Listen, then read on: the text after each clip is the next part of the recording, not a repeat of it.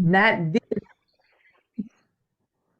All right, we're in the Urine Therapy Mastery course, number 3, with students from here, there, and everywhere. And can you guys stay for 3 hours or 4 hours today?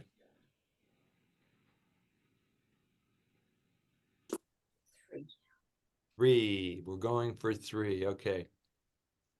So, bring a beverage. Is it fresh or is it more than 24 hours? This is 24 hours. It's a strong juice. It looks like apple juice. No. Wonderful. Would anybody be willing to offer this morning's prayer? Anybody got a prayer? Okay, it's back to me then. All right. I've been a minister my whole life. There's nothing here. I have one that's similar to what you did before called the invocation to water. Oh, would you care to share it? Yes, I'll share it. Okay, it says, I take this, the water of life. I guess repeat after me. I take this water of life. I declare it the water of light. I declare the water of light. As I bring it within my body. As I bring it within my body. It allows my body to glow. It allows my body to glow. I take this, the water of light. I take this, the water of light. I declare it the water of God. I declare it the water of God. I am a master in all that I am. I am a master. I am a master of all I am. Almighty I am, almighty I am, almighty I am. Almighty I am, almighty I am, almighty I am, almighty I am.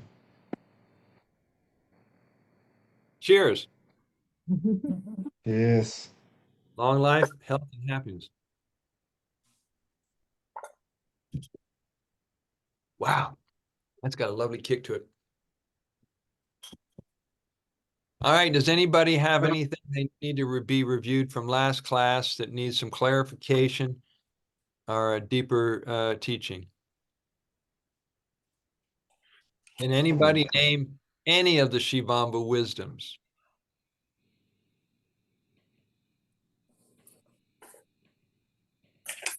Who didn't do their homework? It's an intuitive medicine. It alchemizes, sterilizes, transforms anything it touches. It works regardless of your considerations, whether you use a man's, a woman's, a child, an adult, a healthy person, a sick person, a different race, or a different species.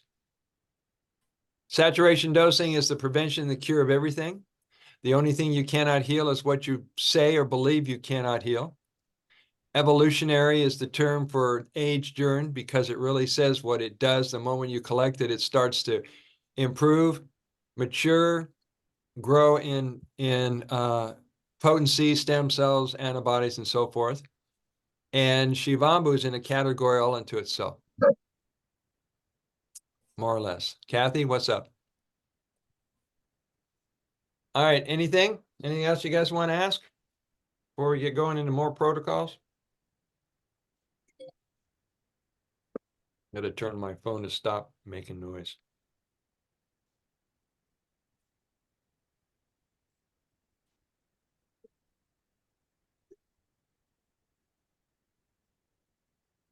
Shut that off, shut that off. Is anybody here interested in becoming teachers? I am. Okay. How serious are you? Very. Would you consider yourself a beginner, intermediate, or master level? Oh, I'm just a beginner. Okay, but you have enough experience and practice to know the subject. Yes. Okay, when I ask that question, some people want to step into a teacher position. Some people want to go big time and be available worldwide right away. And the reason I point that out, because some people have been called to do this work and they just intuitively know, I want to be able to help more people who are having a tough time and want to get their health back. And the urine therapy directory is posted at brothersage.com. So if you ever want to be listed, you can see where people are listed worldwide on that directory. I have a question. When you say be a teacher, meaning teach classes or be available one-on-one when people have questions? Well, it's up to you, but I'm thinking more one-on-one. Oh, okay, yes. And I will give you a heads up, because you'll have people that are on the end. They're on the edge. They're desperate. They're seeking answers. They know that the medical community hasn't been their buddy. And so urine therapy shows up on their radar and they start reaching out to you. I counseled a gentleman from, well, I don't want to say, and he was having a tough time because he had the C condition in his bladder. He wasn't sure what to do with it. So he was also a devout Christian. So we prayed together and talked about all kinds of stuff. And he laughed and he cried and we really connected. And now I'm doing coaching for him. So you never know who's going to show up. And you won't give up on people if you can help it. Any questions on any of the protocols we've gone over before?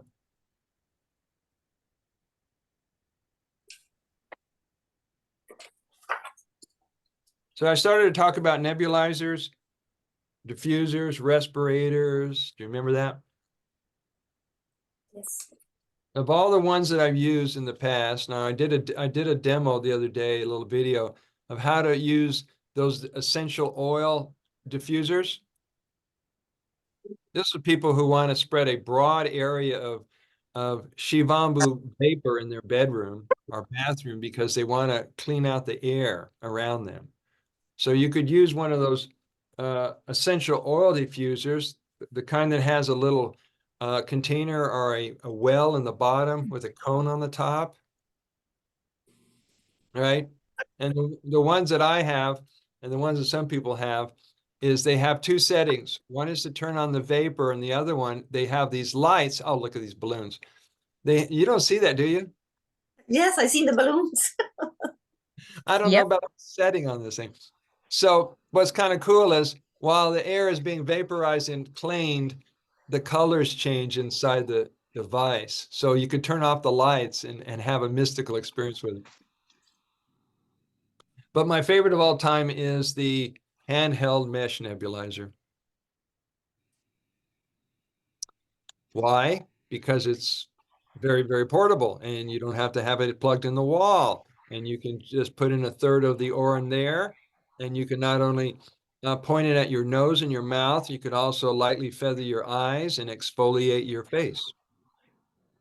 So it's got all kinds of possibilities. Now, when you start using it, when you start sucking a lot up your mouth or up your nose, you might have a resistance or a reaction. It feels like a detox going on, but your body's adjusting to getting hydrated. So like if you're drinking up the nose or you're using a diffuser up the nose, it might sting or it might feel like it's hit up against something. It's just your body getting used to having all these nutrients fill you up and start to hydrate the sinuses. Kathy, do you have a question? She's being strong, silent type. Who's down here? No, I'm just trying to figure this out. Oh, you made it to the Zoom call. Do Yeah. you want to turn on your camera? No, I'm okay, thank you. No, I'm finding the volume at the moment. You're doing great. We honor privacy in this group. Yeah. Thank you. Okay, any carry on. As you were. Any questions about nebulizers, diffusers, respirators, or anything that changes it from a liquid to a vapor? None. Okay, so all these things I recommend doesn't mean you have to go out and get them wherever you get them. They're just nice to have a variety of different equipment accessories so that you can get it in your body any way you can. And some people will leave these diffusers on by their bedstand when they go to sleep at night. Mm. So it's all kinds of ways to get this in your body. It's an air freshener. It actually doesn't leave the smell of urine in the room, which is kind of nice. Did anybody get that question? Is your room going to smell? I think it's something about the size. The molecular size changes all that.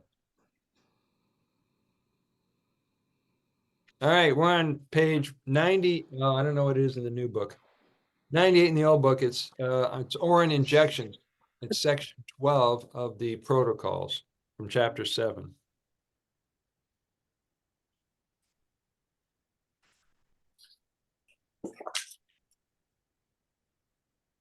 So Orin injections is going to include everything from seizures, heart attacks, equilibrium problems, anaphylactic shock, and so forth and so on. Who would like to do some reading today? Any volunteers? What's the page, the number of the page? No, it's you. Are you on PDF or you have the book? PDF, I guess. Yeah, Find PDF. chapter 7 and then go to section 12. So,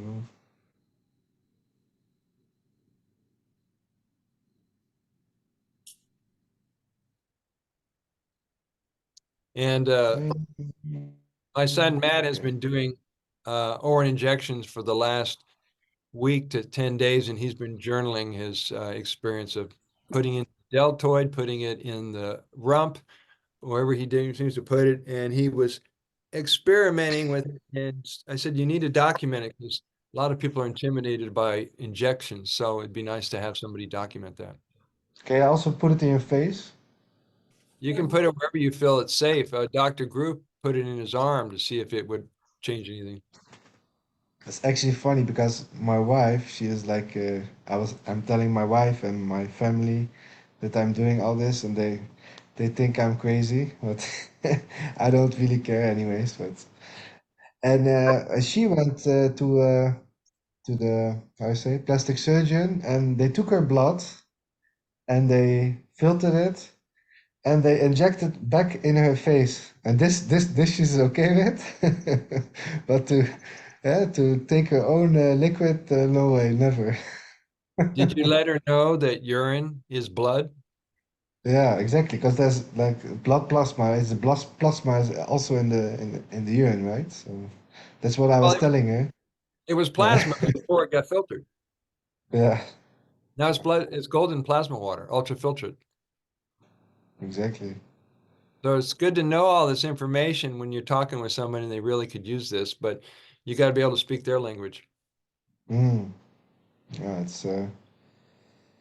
it's challenging to people that are still so programmed and they think it's a waste and they think yeah. Well, I was fasting for 3 days, and if it was a waste, I even went snowboarding in the on the slopes. Come on, if it was a waste, I wouldn't have made it. No. no, Yeah, but they don't know what you know. yeah, exactly. So And it's your certainty and confidence is what's going to help them understand what you got. mm, true. Yeah. I think I just need patience, and if people really don't want, you can't force them, right? The only way No. is if they see it themselves. That's the only way. Yeah, well, they look at someone who can walk the talk. You're demonstrating it, and they're going to watch us. I mean, people have been watching me getting younger every year, and they're going to start noticing you guys. God, what's your secret? You look great. Well, can you keep an open mind? Yeah, well, I drink my pee. However you introduce it, diplomatically, gently, however you introduce it. All right, let's do some reading. Here we go. Orin injections are usually reserved for life-threatening situations. These can be a lifesaver when drinking Orin is not possible or desired, especially useful when treating allergic reactions, shock, or anxiety. Many report positive results in a very short time. Any cleansing reaction is short-term from day to week. You guys heard Andrew Norton Weber? Okay, how he discovered urine therapy is that he was highly allergic to wasp stings. And so he would normally reach for an EpiPen, but someone told him to use urine therapy instead. Well, he hadn't discovered injections yet, but he would put some in his mouth and the effect of the sting would go away. Hmm. So somebody has a shock or sting and they're not able to drink orally, and you happen to have a needle and some orange with you, get on it, get it into them. I wonder if it would help, like for someone who has a peanut allergy, would probably work the same. Yeah, it would work the same. And if you could get them onto urine therapy before the allergic reactions, and, teach them what to do before or after, or convince them to give up peanuts. No, well, I know he's allergic to peanuts, and she stays away from them. It's just sometimes you go somewhere and there's some cross contamination that could happen too.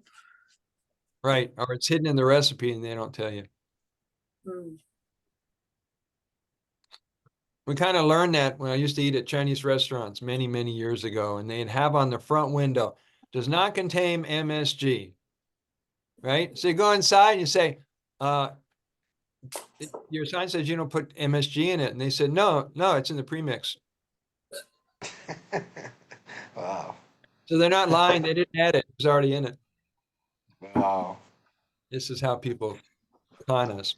Anyway, here we go. As the body purifies, be prepared for clients who demonstrate symptoms such as these: headaches, joint and muscle pain, body aches, sore throat, general malaise, sweating, chills, nausea, or other symptoms type of reactions that may feel very intense. Be ready to face it, not to panic or interrupt the process with any unnatural or human-made medicine.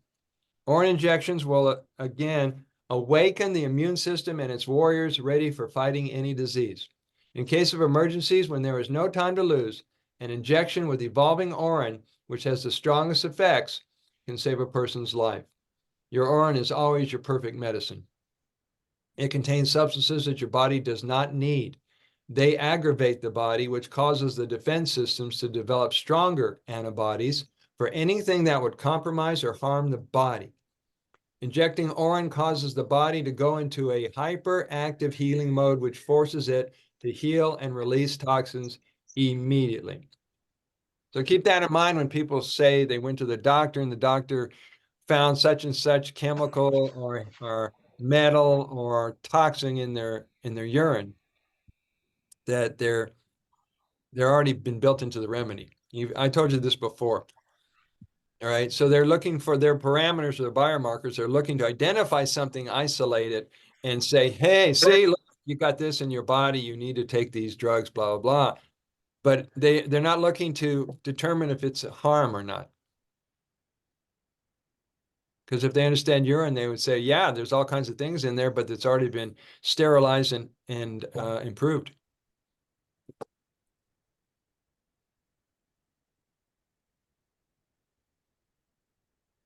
An American doctor, I flipped over a page here because I want to shorten this. We've got a bunch of book left here. An American doctor named Dr. Hitt runs orin therapy clinics in Mexico. I don't know if he still does. This was 2020. Has reported treating 20,000 patients over a 2-year period with orin therapy injections. These patients have included those with cancer, asthma, heart, other diseases, along with patients affected with severe alcoholism, drug and smoking addiction, including pornography and sex addictions. Dr. Hitt had great success with his clients with no side effects from using orin injections for addictive disorders, and also in combination with prescription drugs.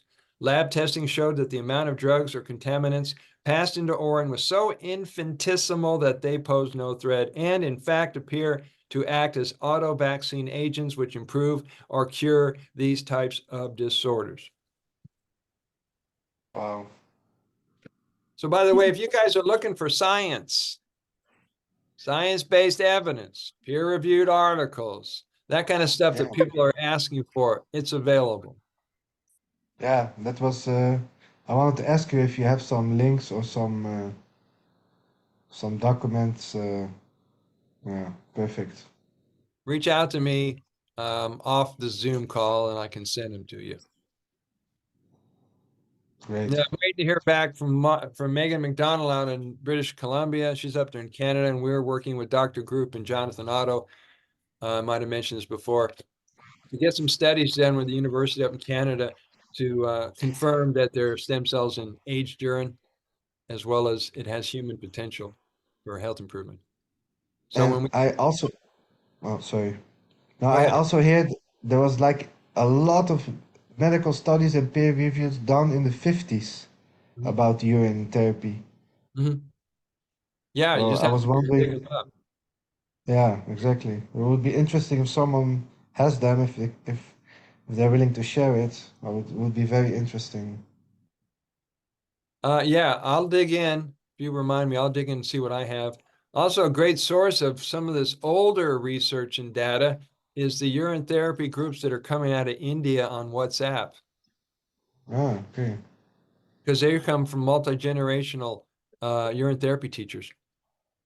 And India is one of the last remaining places that have clinics that are solely based on Shivambu.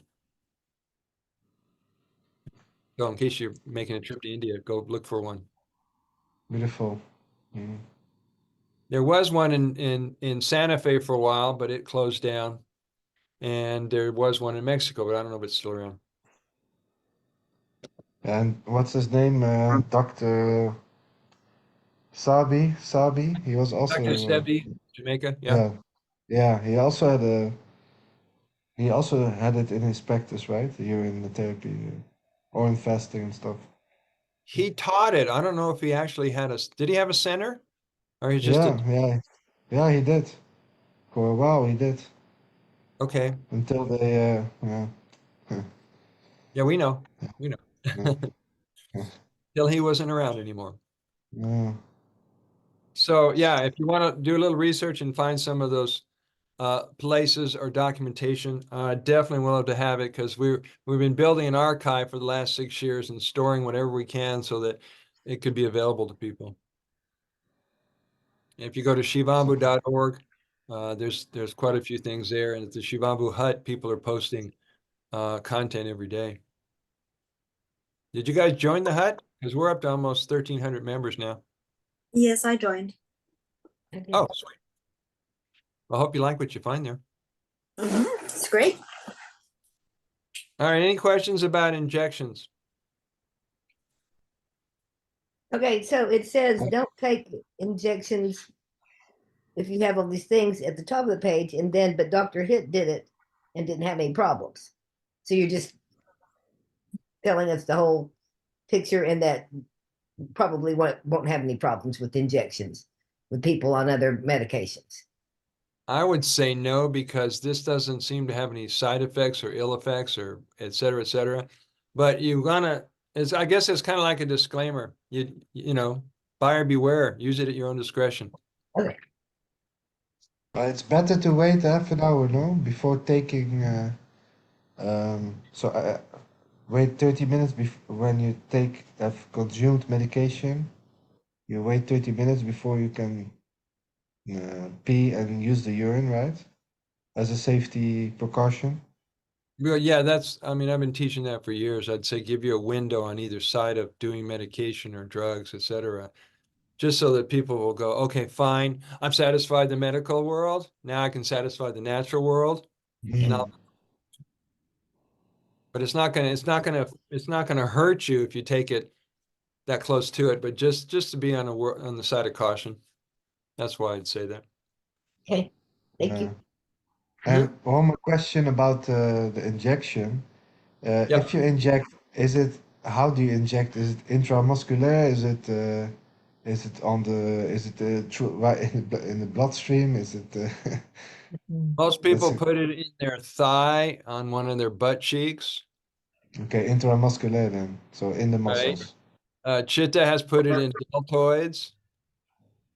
Dr. Group has put it in his arm. Okay. Most people put it in their rump, in the Okay. backside. I guess because they don't have to see it. All of a sudden, there's a sting back there. Okay, now press the plunger. Okay, we're done. And how many milliliters or how many? What's the dose of injection or where to start with? That's another good question. I think a part of that is determined by how much capacity the syringe holds. And what I can't tell you, and I haven't figured this out, is what is the measurement size of the needle? Because needles come in Yeah, different. that depends what spot you inject, but normally in the buttocks, you use the 5 milliliter syringe, 5 cc, and the green with the green top needle, that's 0.8 by 38 millimeter. That's, but I don't know in the States how How they measure different it? sizes maybe. Yeah, Yeah. that's what I know. All right. I'm going to ask Chitta, because he seems to be using it all the time, about needle and syringe size. And Brother Sage, Yes. injections are only for people that have experience doing injections, correct? That we wouldn't attempt to do it not knowing how to do it. Well, there's that, plus get someone who knows how to do it to inject you for you. You got to find somebody. I mean, if you're willing to try it out, you're not going to have a problem. You just got to get over the fear factor. There are people who do B vitamin shots, glutathione shots, vitamin C shots.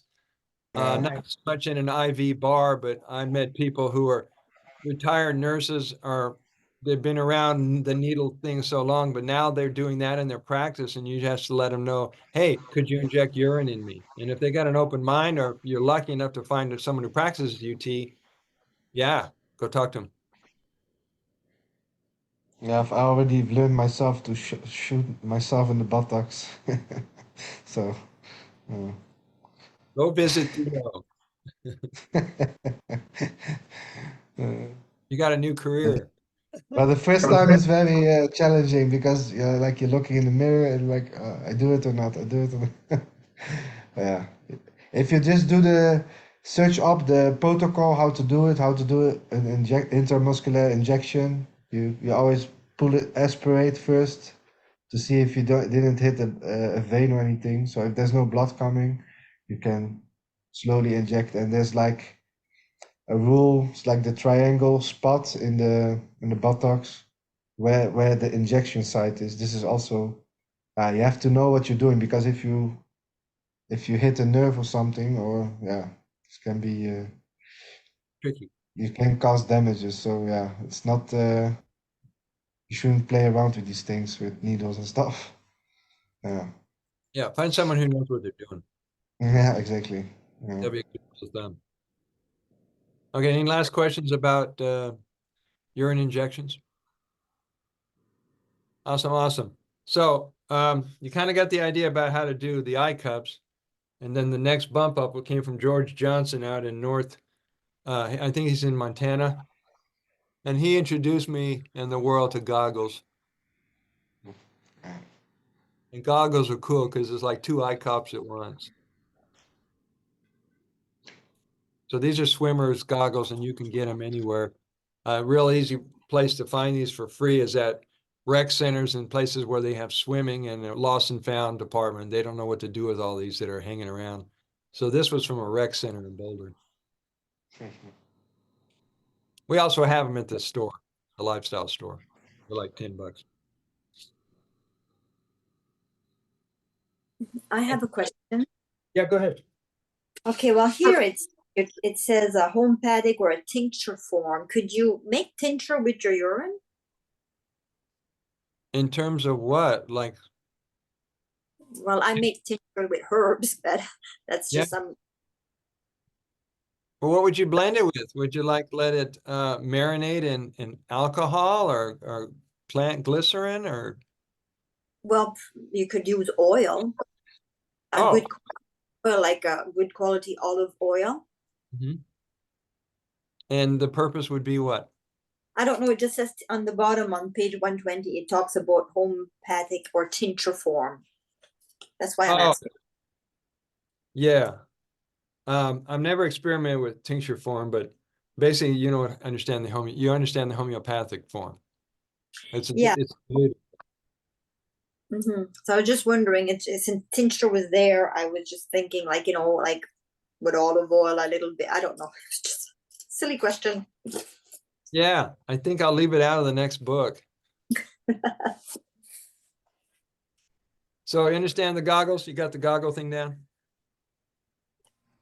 Is anybody? You could mix it with olive oil and then urine and olive oil mix to massage the body or something. That would be That's a good great idea. It's a great idea, but I always taught that water and oil doesn't mix. So if you know That's something, true. That's true. idea. when you Can start, try. has anybody done any Orin massages? Like I've heard it on outside. my body, but Either on yourself or somebody else? What do you mean, like a real massage, or you just mean like putting it on you? A real massage. Okay. Go. Well, if you're putting it on, you're just lightly feathering it on the body, to just reach as much area as you can. At the retreats that I was hosting in California and Oregon, we set up a massage table under a canopy in someone's backyard, and I was giving massages with the Orin. And at first it takes some adjusting because when you're used to using oil, there's a certain kind of density where you can apply pressure. But when you use water, you'll slip unless you go slower than ever. So you can do it that way versus just lightly put it on there. Make sense? okay. In case you want to give someone an Orin massage. The next section is tongue cleaning, which is kind of self-explanatory. I did a video on it, which is in the book. Basically, you're going to dip it in the Orin and scrape the film, the coating that lands on people's tongues from poor diet. And most of these tongue scrapers, except for maybe the one that's bent in a curve with the little teeth at the end, those ones that you see in the picture are often given away by dentists. And some people buy the ones that are made of some kind of metal and they're bent into a horseshoe shape, and then they can hold it and scrape it across their tongue. Yeah, from copper I have one. Yeah. So very simple. You dip it in, scrape it across the tongue, and that takes that extra film off and it leaves you a nice shiny tongue.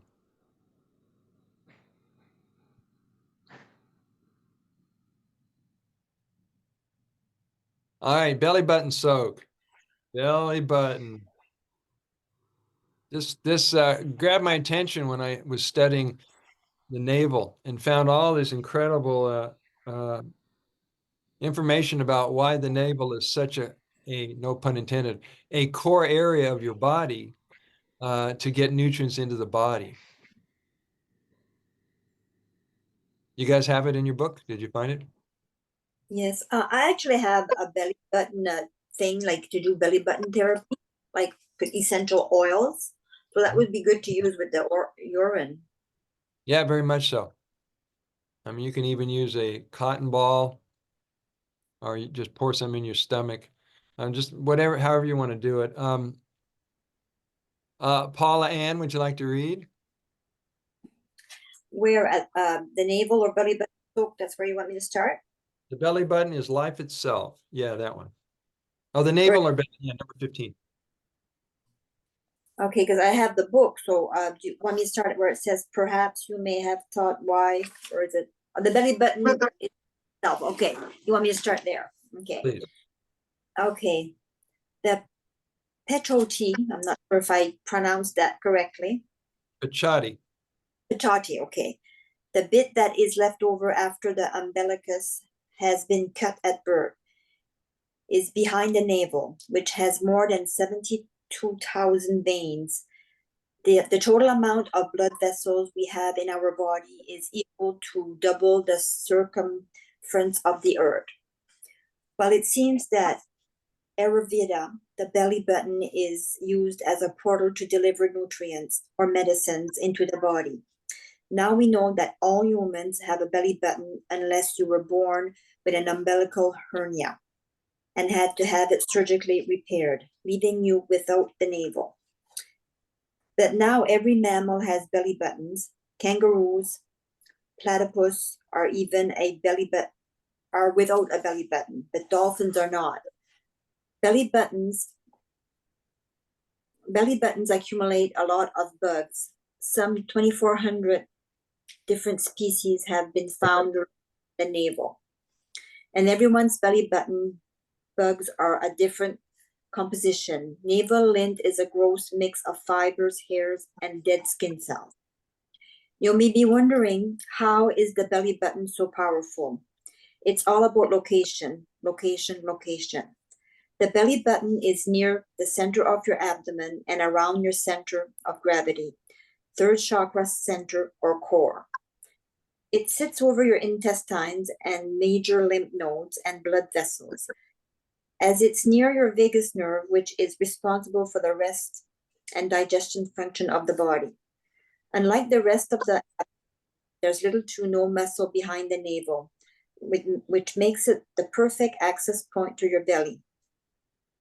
The rest of the body connects to the belly button by fascial trains that cross right near it.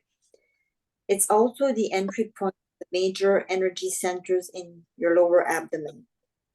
Navels are very important, reflexology points that stimulate the whole body. So how can you harness the powers of the belly button? We have known that to lower the temperature for babies, we put a cotton swab with alcohol in the navel. Now we know that with Oren, it's healthier, safer, and better. Your navel can detect which veins have dried up by putting on Oren. Those nerves open them. Applying Oren in the navel heals the dryness of the eyes, poor vision, pancreas, heals, chapped lips, keeps the face bright, the hair healthier, knee pain, the chills, the tragedy pain in the joints, and dry skin. Okay, any questions? So there's a whole list of things that this protocol has to offer you on the next couple of pages. So you can see everything from the skin to the face, pimples, acne, fertility, colds, flus, stomach pains with babies, menstrual pain, joint pains, bloating, stomach, digestive problems, blood flow, constipation, builds a strong digestion, relaxes arteries, veins, blood pressure, and stress on the heart, to diuretic, removing excess water, salt, toxins, overweight, and so forth. It's also great for treating allergic reactions, which I added later on in the book. How long you have to, so you just soak it with the cotton or something, and how long do you leave it on the belly button? Yeah, 30 minutes to an hour. Some people have actually put it in their belly button and left it there all night. Ah, okay. They might have put some kind of ace bandage around it or stuck it, pulled up their underwear or panties high enough to hold it up, or some way to keep it in place. All right. Let's try that out. Some would go to duct tape, but then you got to rip that off in the morning. That clear plastic surgical tape works really well. It's kind of waterproof, so just make a little cross patch. Nice, nice. Cotton ball. Yeah, I love it. All right, so you won't be hurt after you take that sucker off. Very nice. All right, any questions about the navel? I have a question. Betty, go ahead. Yes, I do it periodically, but I don't always remember to do it every night. Of course, if you do it every night, you get the better benefits, correct? Correct. Like, should do it every night, just like with the practice of the therapy, of the urine therapy, just every night do it continuously? What's your intuition say? I mean, I believe I should do it every night, but for some reason I don't remember every night. Okay, the next But best also thing. because of the Go ahead, Betty. The next best Okay, I thing. think I'm getting a delay. All right, do you want to keep going on that train of thought? I'm She's getting a delay. Are you hearing me okay? Yeah, but it skips. Yeah, yeah. It may be my internet, but okay, I put some in the navel and then I put the cotton on top. But sometimes it's hard to it runs out. So that's the other thing, how to keep it in there.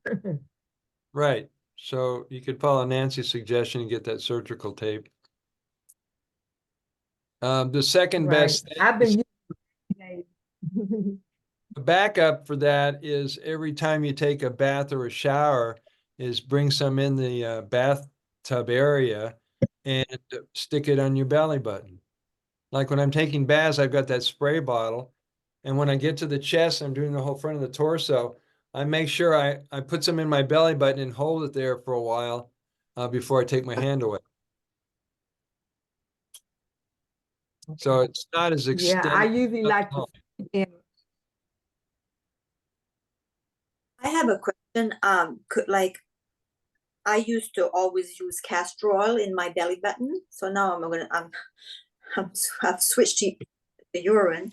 But if you were to put some urine and then a drop of castor oil, would that work well?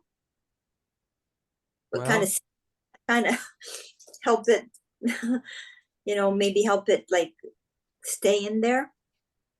that's a good question. It sounds like a chemistry question. We're putting the oil and water together. Yeah, okay, yeah. I don't know how that would work out, but if you're a researcher, you can play with that and tell us what you found. Okay. This is what I like about doing urine therapy. The modality has a lot of flexibility to it. And a lot of people want to bring into their practice all the other healing modalities and supplementation and devices they've been using that have given them results, but they don't want to give it up, like castor oil. So if you find a way that it works, yeah, go for it.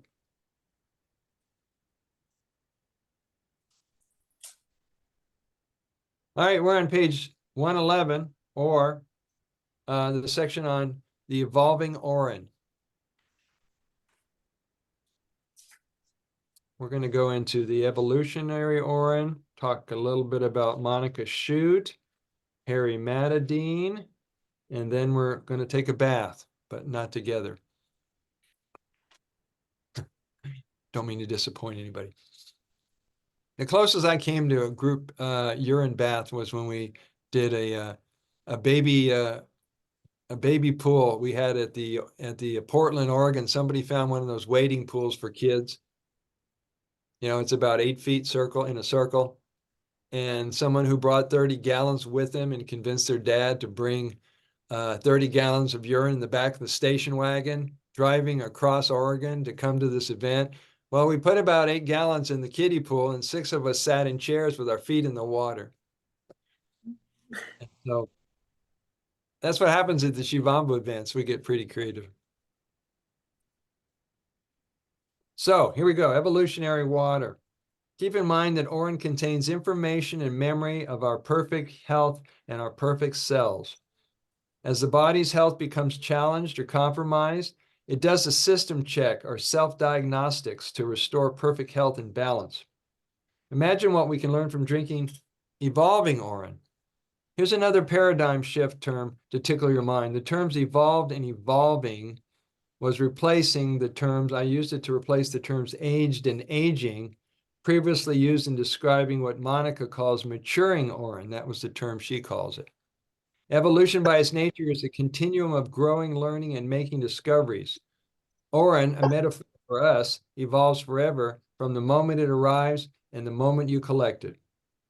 According to Webster's dictionary, evolution is defined as a process of gradual, peaceful, and progressive change or development. Do the words age and aging bring comfort to your mind or make you feel uneasy in your body? Aged and aging, next page, are words synonymous or how we associate it with the loss of strength, health, and vitality. Discussing aging brings up images of old people who are sick, hurting, have memory loss, or dying. This explains why people feel disgust and taken back when you say, hey, why don't you try aged urine? So I put that into the collective conversation with the water community 6 years ago to get people to start seeing ways to use that terminology and explain that to people without them pulling back and go, I don't want to do aged urine. Would you do evolving urine? So when you present it to people, play around with the different terms and wording till it feels like it's more universal and they'll get it. And that's why I switched it.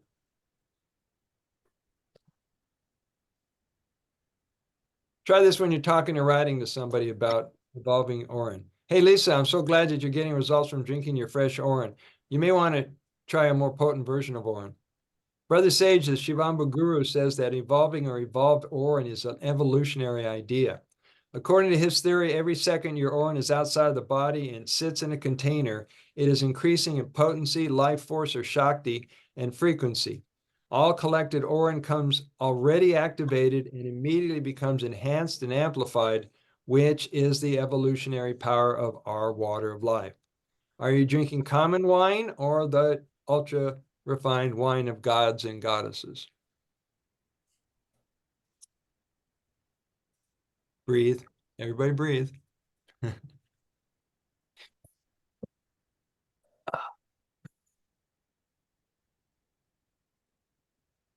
Yeah. Breathe, breathe, breathe, I breathe. have a pillow that says breathe. I love that pillow. So there's, you know who Monica Shute is? No. Monica Shute was, she came on the scene about, I don't know, 8 years ago, but she'd been doing Urotherapy for 20 something years. And she was in Costa Rica at the time with her husband. And she became our poster child. She's this lovely soul who never seems to age. She's always got a bright light about her. She's got a great personality and good attitude. And so she captured the attention of a whole lot of people. But her native language is Spanish. So she's seen a lot on the Spanish urine therapy Facebook and social media groups. So if you see the name Monica Shute, she's got a YouTube channel. You can watch some of her videos. And so I wanted to honor her, and this is one of the writings that she sent me. And so this was included in here. I'll just read a little passage from it. There's a special alchemical reaction happening when urine gets in contact with oxygen or air. It should be kept open for at least a couple of months. Longer is better, but watch out that it does not get evaporated. Evaporated urine crystals turn into ormus powder of gold. You guys know what that is, right? This can keep forever. It is highly concentrated. Only a pinch is needed for a serving. And if you ever want to make your own, just leave it in the windowsill or put it out in the sun in like a very short baking pan and just let it dry out. And then what's left, the little powder or the residue, you can brush it out and save it. And then you could just use pinches of it under your tongue or, hydrate it or whatever you want to do with it.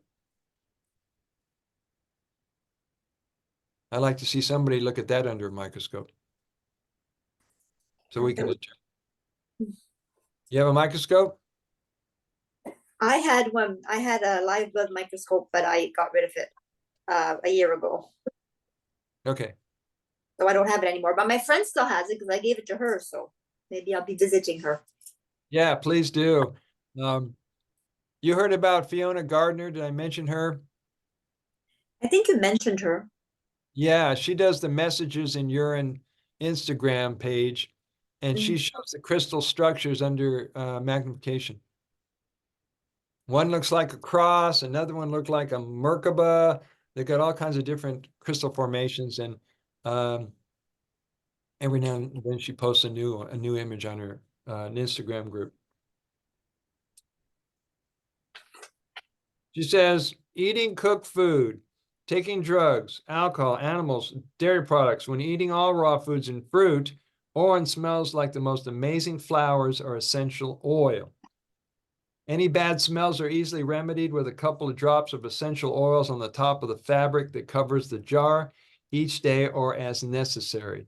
After about a month, orange loses its ammonia smell and turns neutral, dark, oxidizing, and more potent.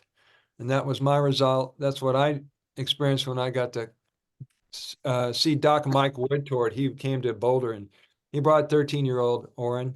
It was black, didn't smell. It had a pH of 14. Didn't taste bad either. So if you anybody saving it, do you have it more than a year? Well, you may want to try that. Just put some in a jar and put a date on it and leave it alone. Then get back to it and then experiment with it. There are some people have had as many as 15 to 20 years. I use it every day. I don't know if I can wait that long, but there are some people who have reservoirs of 30, 40, 50 gallons stored all over the place. So this is Monica Shute, and this is her writing. She agrees with me that boiling is not a good idea. There seems to be a percentage of people in this community that are saying, well, boiling is good. And the folks in India say boiling is good because it has a different chemistry, has a different property to it. I come from years of doing raw foods and working with enzymes. And so I typically won't cook or boil anything over 115 degrees. But Yeah, you will destroy the stem cells, no? If you heat it. stem cells, enzymes, anything that's sensitive to Yeah, heat. exactly. So that's a good rule of thumb. You can heat it up like if you're putting your feet in a foot soak or if you're doing an enemas, so it's closer to body temperature so you don't feel the shock. Like lukewarm, like Whatever matches body temperature, 98.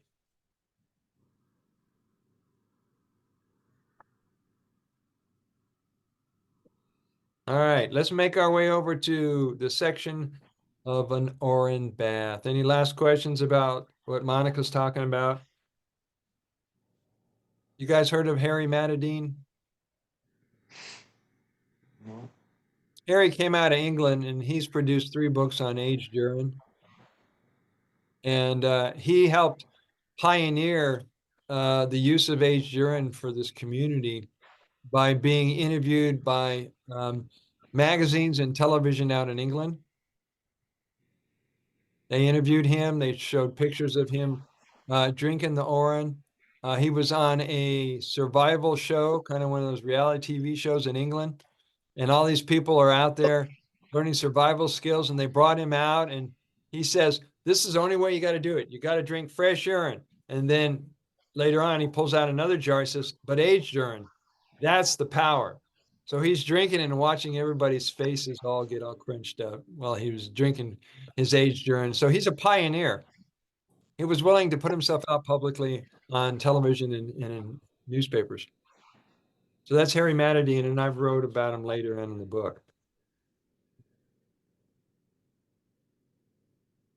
Orin bathing. You guys ready for Orin bathing? Have you tried it?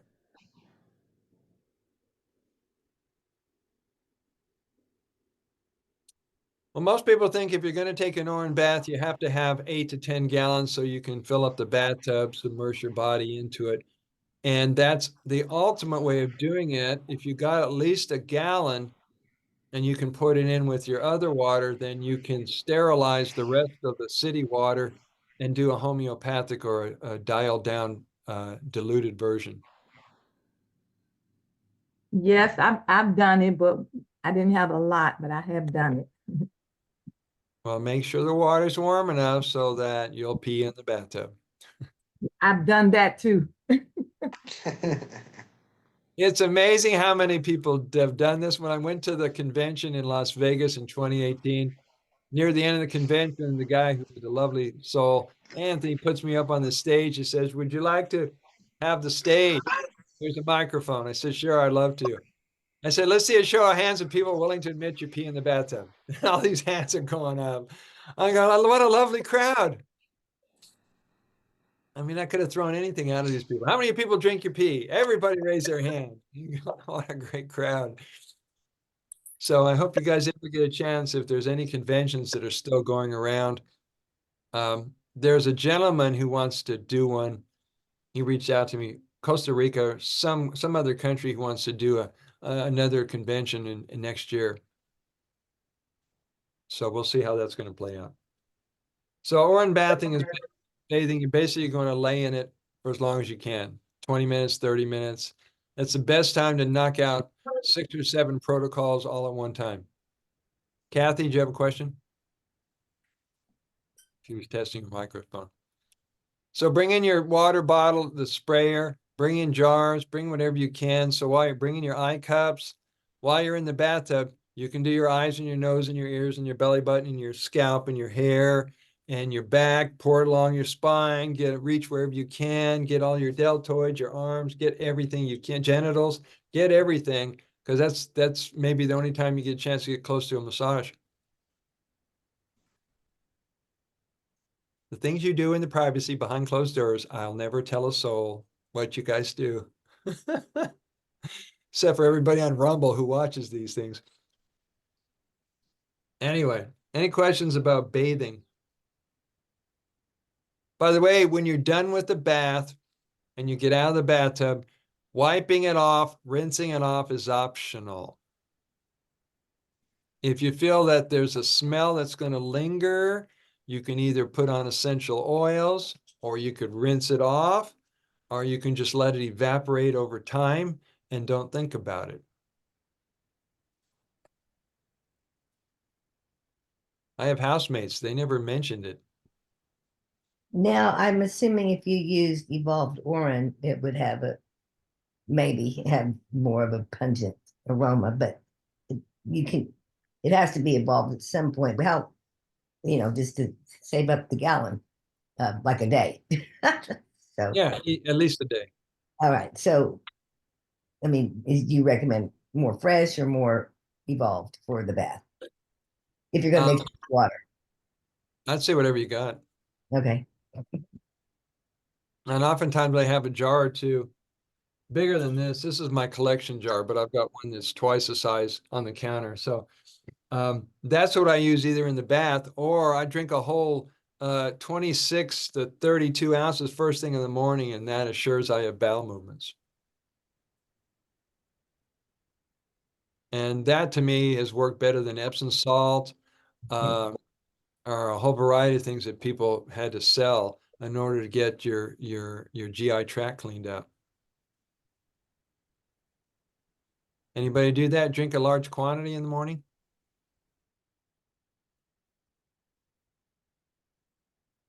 Well, it's It's available in the morning. Working up to it. Work up to it, yeah. Well, the morning time is the best time to do those protocols. I did a liver cleanse this morning where you have a shot of olive oil. By the way, I found really pure olive oil from Greece. It's only like a month old. Olive oil and lemon juice. And then just the best time to do that is on an empty stomach. And for longest time, I would just do straight up fresh squeezed lemon water, lemon juice, and whatever those things are that you don't want to interfere with anything else. That's the best time to do those things in the morning because your stomach's still empty. If you guys want nice olive oil, by the way, here in Lebanon, my family owns a land also, and we have olive oil every year. So if someone ever wanted, I can send it to you guys. Because I know in the States and stuff, there's problems with olive oil. Like, it's hard to get, right? Well, it's not if you know where to go. I work with a company called Karanos. They import it from Greece. They're based out of the United States, and they can get it harvested and pressed and ready in 30 days. So there's no Okay. toxicity. A good olive oil is like a good wine. If you've ever had a really true olive oil, you Yeah. can taste the grassy taste. You can taste the peppery taste. You can taste the back taste and the taste behind the taste. If you hold it in your mouth for 30 seconds or longer, It's like a fine oil, it's like a fine wine. And most of the oils that you buy in the market, they've been in the warehouse, they've been in a semi truck, they've been exposed to the sun, they've been exposed to radiation. They don't taste good. Yeah, it's mixed with something else, with the Yeah. canola oil. Oh, nasty stuff. All that. So if you want to know, if you reach out to me, if you want to know my source of oils, or reach out to Theo, he's a new contact. Yeah. Hmm. All right, skin conditions, page 121. This is kind of self-explanatory here. We're going to take a break in about 15 minutes. Carolyn, I hope you can stay longer today. That would be lovely. We'll see. We're going to play it by ear. Skin conditions.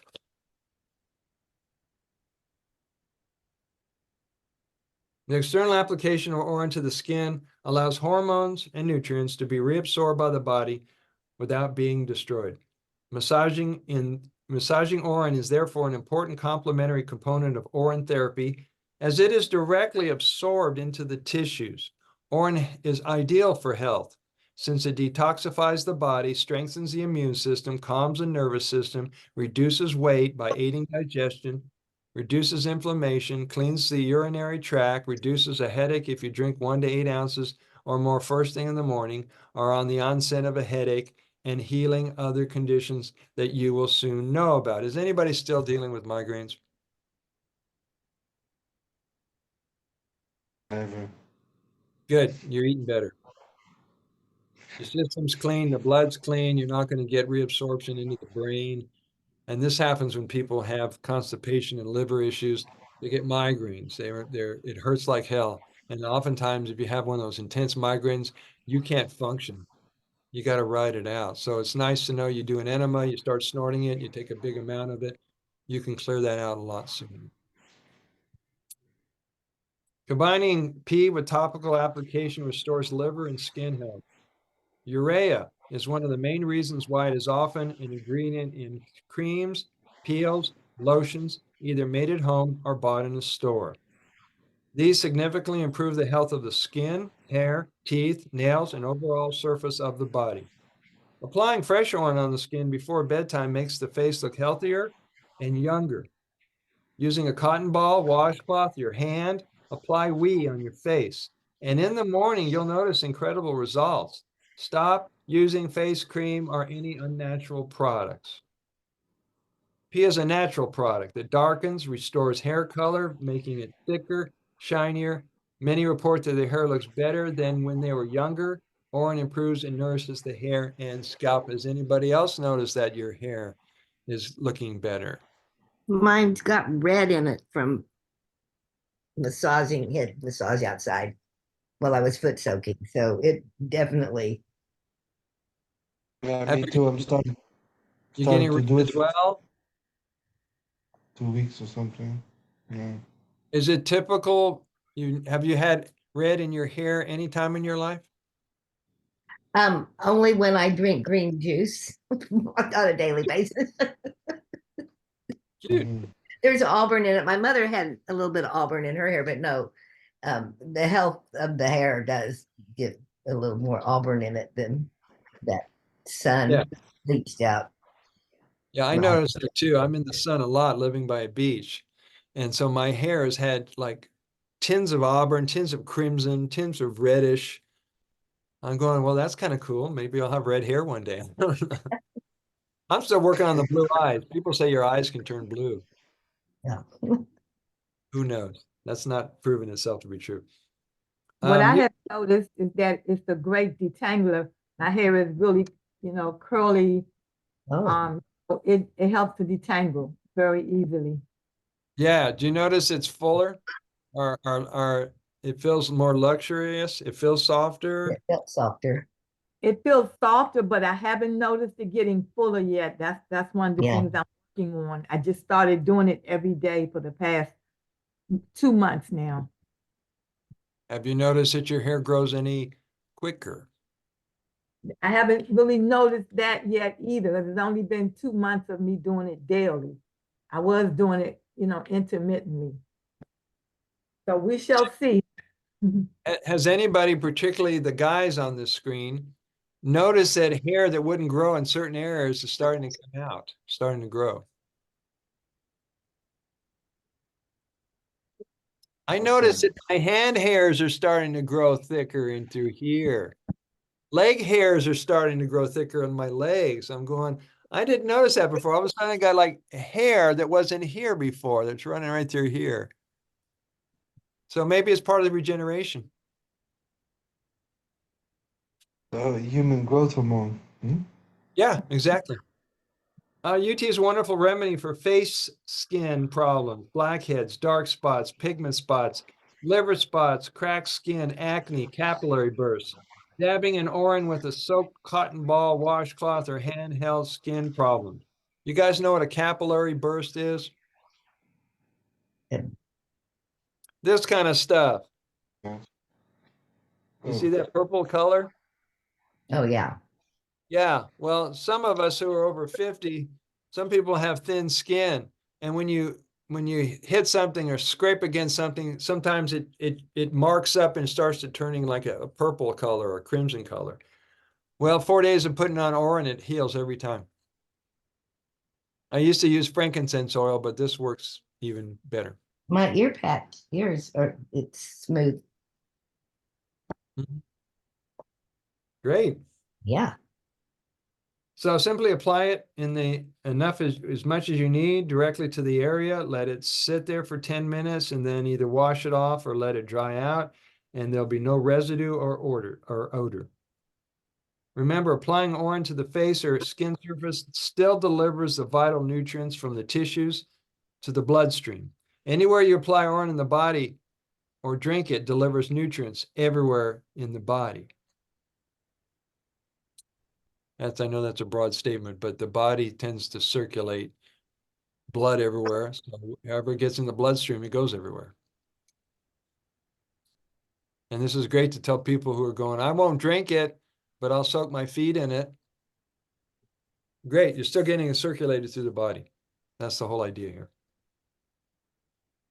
All right, we're going to go over to Orin compresses and body wraps. Any questions about skin conditions?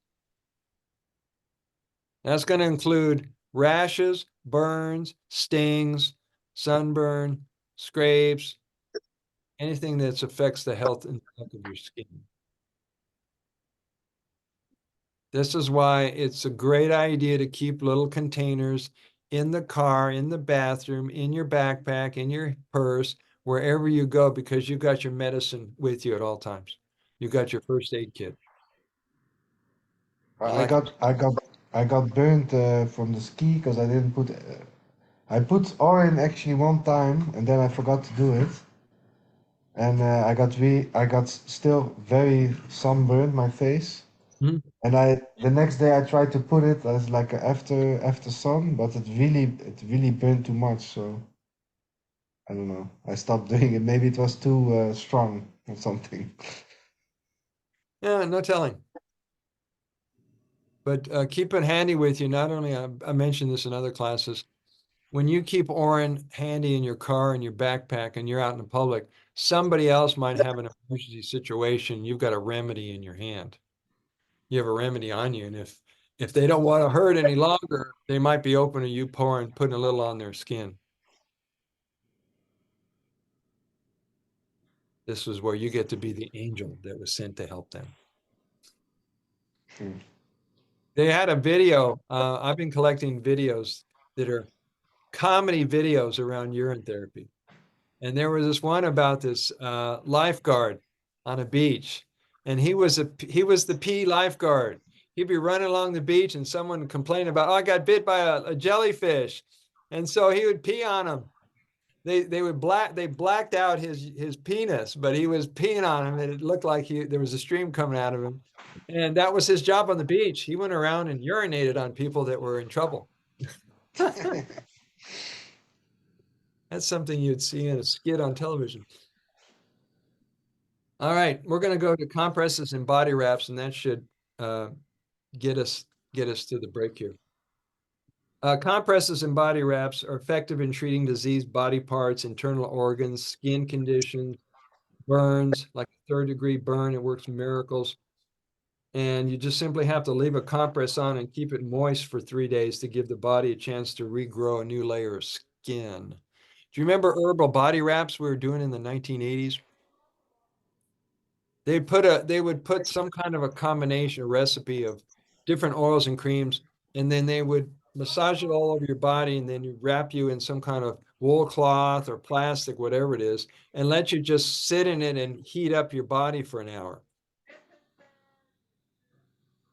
And there was groups that remember in Boulder, they did this kind of thing. They were herbal body wraps. And people swore by it, that made a big difference, but nobody knew about urine therapy at the time. So that's basically what this chapter is all about. You're going to wrap yourself in some kind of cloth or material after dabbing all over your body and just form like a burrito or a cocoon around you and just stay there for a while, like an hour. So we're great for people who go through shock or people who have severe skin conditions. Our internal conditions is a body wrap. You can also use the same compress idea and just put it on a particular area like your arm, your thigh, your leg, your abdomen, just to treat a specific area. That's the compress. That's the body wrap. The open or swollen skin over the blister should be left alone if there is such a thing. Don't puncture it, since this protects the skin as a temporary band-aid for the new layer of skin growing under the blister. How many of you as kids used to pick at the scab when it's starting to form new skin? I was one of those kids. Oh, maybe if I take this off, it'll speed up the process. No, it's supposed to be there. Leave it alone. Any questions about compresses or body wraps? All right, we're going to wrap up this part of the class with the fresh orange rubbings. Do you see it there, Nancy? I do have a question Yeah, Betty, about go ahead. the compresses. I don't know if you remember Dr. Groove said when he thought he broke his ankle and he kept it wrapped for a few days, and he didn't go to the doctor, but he knew it was broke, and he said it healed just within maybe a week or two. He couldn't walk, but within a week or two, it was good as new. So you're saying any type of injury, you should keep it on for at least what, 2 or 3 days, or how long you think is necessary? Well, you can either leave it on for 2 or 3 days, or you have to reapply it every day for 2 or 3 days. Oh, right, you change it, right, change it up, but keep it wrapped for that period of time, yeah. Yeah. You want to keep it immersed in it as much as you can. Right. And it doesn't matter whether it's fresh or aged or mixed or however. No, and every day you put it on, every day it's on there, it's aging. True. I love that question because people are trying to turn this into something really serious or a medical approach. Well, when is it aged, and what's the difference between this and that and the other thing? I'm going, it's simpler than that. What you got, use it. If you want it older and more potency, use what you got. Yeah. Yeah, and listen to your intuition, right? Always. Yeah. Or else I'll charge you double if you ask me. And that's the issue where you're trying to age it and you're steadily using it. I'm usually able to age at least 16 ounces for 21 days. And then I use the fresh, but I've never gotten past one job age because I'm constantly using it. Well, you have to figure that out. If you're constantly drinking it or looping it, you're going to put out more output.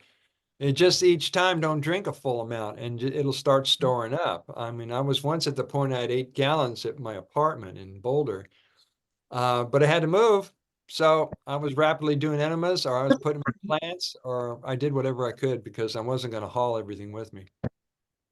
But I usually only age my first morning since that's the most potent. Throughout the day, if I save any of that, that's for either baths or foot soaks. That's how I do it. Okay, and how did you come up with the idea that the first morning is the most potent? From Dr. Group. That's what he taught us. I question everything in this journey, by the way, because throughout the day, when my brain slows down, my creativity is not flowing, I'll snort and drink and come back online and my energy returns. So I don't know if the morning or the afternoon is more potent. All I know is whenever I can, I put it back in my body. So you're saying if you're aging it, it doesn't matter whether it's first morning or just any time of day.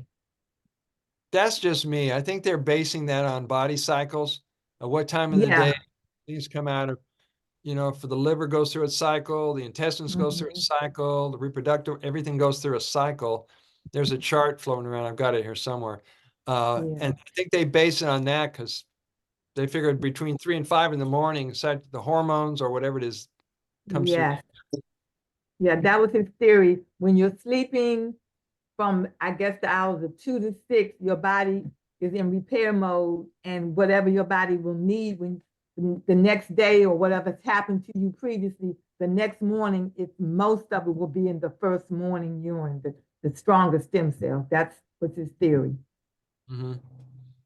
Well, it makes sense to me because between 4 and 6, I'm usually up around 5 o'clock every day, like this morning. And 5 o'clock is when I have a bowel movement. I get up, sit on the toilet, I take care of that. And it could be based on a cycle, or it could just how my body works. Mm-hmm. I think according to the chart that you may be talking about, 5 o'clock is the time for the intestines colon to start working. Yeah, I'm so glad Yeah. glad it's not 3 in the morning. Oops. So much for dream time. I got to hit the bathroom. All right, guys, any last questions? We're going to take an 8-10 minute break here.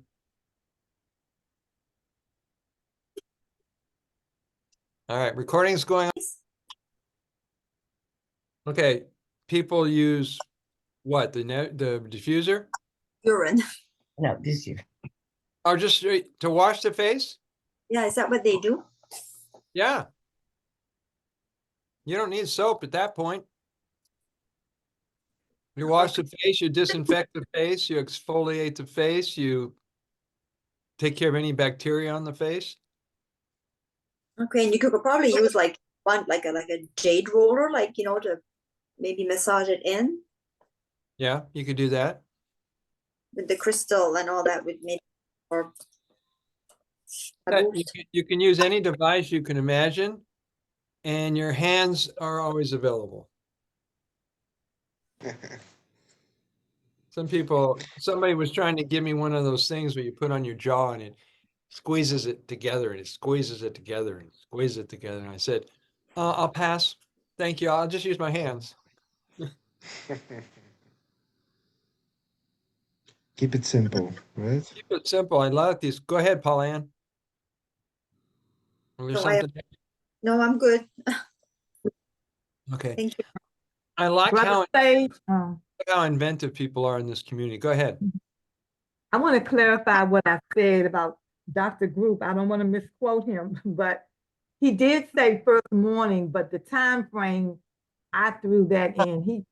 I think that the theory is from the hours of 10 to 4 is when your body is in healing mode. And so if you get your urine anywhere, I guess starting from 4 on, that's considered your first morning.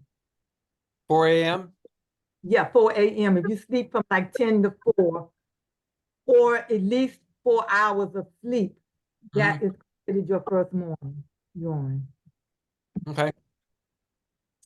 I guess the best way to know is compare it with another time of day when you take some. You mean if compared to stem cells? No, I'm saying if the theory is, if it holds true, I mean, we've got to learn to be critical thinkers. If the theory is that first morning is the most powerful and has the most promise to us, then try 2 hours later and compare the two. See if it impacts you any. Oh, yeah. Now, I do think it's first and possibly second, because sometimes I have to go right back within 30 minutes to an hour. And in my opinion, it's from the same batch. Well, yeah. Yeah. What I have experienced with the orange fasting, I was loop sipping all day, and yeah, every moment of the time of the day, it was I got different information. I got exactly what I needed, and that on that moment, you know. So for me, it was. I don't believe in the. For me, then, I don't believe in it that the morning is the most. Maybe, but doesn't look like that way to me now personally. I have experience. Yeah, once again, people have to weigh in with their intuition. To me, every drop is precious and every drop is powerful. Yeah. And so get used to empowering your water. It's the same with empowering yourself. Like it, I still like talk to the, my organs. You guys talk to your body? yeah, Give your Yeah, I- body a good pep talk? yeah. Yes. But I've noticed was like the whole day it was very special actually because the whole day I got insights. I was very creative. I got like I wasn't. Yeah, I don't know. I was really with myself. Oh, it's an amazing How was it? experience. Yeah. Yeah, so explore, discover, research. I mean, I can give all kinds of tips and clues and teachings from my personal experience and from working with clients all over the world. And your intuition is going to be your best source of guidance. That's why it's the top of the wisdom list. If we can keep this practice and this lifestyle as simple as possible, it'll make your life a lot easier. And your healing and your recovery and your return to balance. Because that's what we're working toward, right? All right, let's go back to our book. We've got about an hour, and then Kathy, if you're still here, we'll open up to anything goes conversation later. She's a fan of that. All right, so fresh orange rubbings is basically using a cotton ball or washcloth to rub or dab any affected area across the body. And I threw in these other things here just to show you there are ways that you can keep Orin on your hands, your feet, and your head in places like a mobile foot soak. If you get, I did this when I was in Boulder. I would constantly go to stores and find something that is being sold to be used for something, and I would find multiple uses for it in my mind. So I bought this package of different fluorescent glowing shower caps. Right? So I put them over my feet, like surgeons put those booties on their feet. I wrapped it around my wrists. I put it on my head, and I'd put urine in all these different places, and it worked just fine. So then I started getting those disposable gloves. I go, well, what if you have eczema or skin conditions? Well, just put a rubber band around a silicone glove and fill it up with Orin. I mean, your imagination can come up with all kinds of stuff. Hello, Patricia number 2.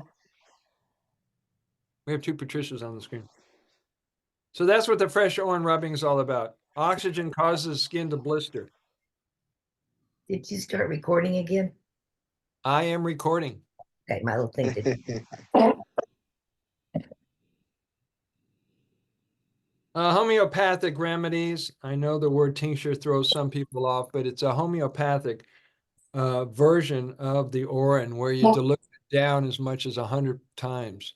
And that's what they when the Bach flower remedies and the homeopathic remedies came out of England a while back, that's what they were doing. And they found it worked extremely well. Patricia, go ahead. Patricia, do you have a question? No. Okay. So that's what this section. Yeah. You have a question? Yes, miss. Go ahead. Say again, please. Do you have a question, Patricia? Hello? I don't know if she knows what she's doing here. Because she's got 2 lines open. So homeopathic version, I put it in the book.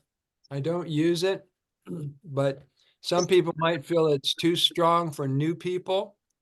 So they tell them to dilute it and start off with a homeopathic version of it until you feel like you're ready to go full strength. And that's basically what the homeopathic approach is all about. It affects the body in a similar way as being vaccinated against the disease in case a small amount of poisonous substance is injected into a healthy body. Exception. Oh, we lost Carolyn. I'm sorry, buddy. I have things I need to take care of and outside. I've been cooked up. Okay.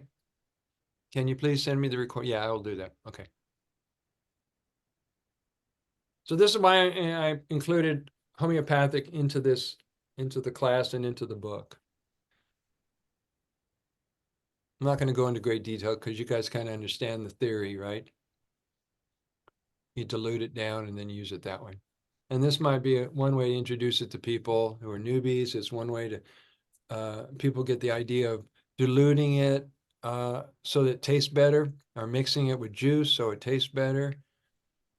I might have mentioned this before, but people have been experimenting orin in their salads, in their juices, in their soups. They're putting it, I soak my sprouting seeds in it. Try all kinds of different variety ways that you can use it because it's liquid food, basically, liquid nutrient. And before they started selling superfoods, it became a superfood movement. We had it in our bodies. So you got the mother of all superfoods that comes out of you. It's just a different way to perceive it. All right, section 22 is compresses for the head, the hair, the feet, the hands. Fill silicone glove, shower cap, plastic leg protector, plastic bag, or whatever you got with the evolving orin. Leave it on the area for an hour, according to severity of burn, rash, bite, cut, sting. Do not apply creams or any other products on the skin. If orin first aid is not available, forget the orin. Immediately cover the burn is the most important part. Fill your orin compresses when it dries up. For a 3rd-degree burn, you may have to leave it on for 3 days to give the body a chance to grow a new layer of skin. Throughout history, sages have been well aware of the hormonal effect of orin. They state that if a person is unable to urinate, the orin from someone of the same sex is acceptable, but not from somebody of the other sex. It has long been held belief that female orin contains greater amounts of female hormones like estrogen, and it could feminize a man. Opposite is true in women who ingest male orin with extra testosterone. Despite the theory, this is why I'm constantly questioning all these theories that they throw at us. Despite the theory or superstition, many report that when orin therapy is needed to restore health, orin from any gender or species will do just fine. It's known as the universal panacea for a reason. Everybody get clear on that? There was a guy in France. They have these journals in France. I think it's in Paris. I caught a video about 5 years ago. And they have these urinals that have, there's 5 areas for guys to stand in, and your back is to the public. And then you have a little tray that with a drain, and guys would come up in the middle of a concert or the public, and they would relieve themselves and walk away, zip up and turn and walk away. Well, some guy they showed in this video, he'd put an empty coffee cup in one of the urinals. And after a guy peed in the cup and walked away, he would grab the cup and drink it and put the cup back. Either he knew what he was doing or he didn't, but I thought that was clever. Sure. So have you ever seen something like that in any country? Yeah, we have it in Holland and we have it in Belgium also. Can just pee It in has public, multiple, open, outside. Yeah, multiple places for guys to stand. yeah. It's like a wall, and it's open, and you just pee. But yeah, the wall is covering the part, so you still have privacy, but you're standing in the open. It's just like in the middle of the city. Yeah, It's yeah, funny. Yeah, yeah. Well, that yeah. sure helps break down barriers for people. Not a problem. All right. According to Doc Mike Whittort, who I had time to spend, I spent time with him. He came to one of my retreats. He proved that the point is serious. He proved his point about drinking each other's urine with his seriously ill clients by drinking their urine of both genders. He even worked with people who had cancer, diabetes, or viruses and drank their urine. It didn't affect him. And they drank his. It helped them. And according to Doc Mike, he says, if you exchange urine with another person, you get twice the immune power. And so according to Doc Mike, who was at the time, he had at least 50 different types, 50 different people's urine that he drank. He definitely showed me that he had superhuman strength because he's just turned 80 and he's still traveling the world doing treatments. He's an ex-military man who's very disciplined, and this is built into his practice. It was actually Doc Mike who went against the courts, the medical people in Chicago, and he fought them. Let's see, how do I phrase this? He contended that nobody has the market on the word cure, and that anybody can use the word cure in relationship to a healing modality. And he fought and he won the right to say something cures something without getting in trouble with the FDA. I mean, the big pharma and the medical communities. So whatever that's worth, you run around saying it cures something, that's up to you. But Doc Mike is not shy about it. For topical use, apply urine that is at least 8 days old is better than 2-day-old. Save it in a glass jar with a good cover in a cool and dark place. Obtain urine immediately after intercourse and apply it to the genitals and related area. Girls should apply a douche with fresh urine. Leave the urine on the skin 10 minutes. Breathe in vapors of urine either from a palm of a hand, a mister, a spray bottle, or a nebulizer 2 to 3 times a day until the healing crisis occurs. Now, I hope I'm not the only one who does this, but I hear more and more people. They're just going for fumes sometimes. You know, you get accustomed to your own like smells, pheromones, odors, et cetera, and some people saying just the fumes alone goes into their sinuses. So it's like handheld nebulizer. And I guess if you had the fine sensitivity like animals, you could detect if somebody had illnesses by their urine. They say a dog could tell if their humans had cancer or had some kind of illness and would come to their aid because they picked it up with their senses. There might have been a time, I know they used to inspect the color of people's urine to detect what kind of health conditions they have, and they might have also used their noses as well, if that was part of the practice, many, many years ago. Or deodorant, page 131 or whatever it is in your book. As one improves the quality of a diet, you'll begin to have more pleasant smelling sweat or perspiration. This lets you stop using a commercial underarm deodorant. As a deodorant, dab some urine in the places where you usually roll on antiperspirant.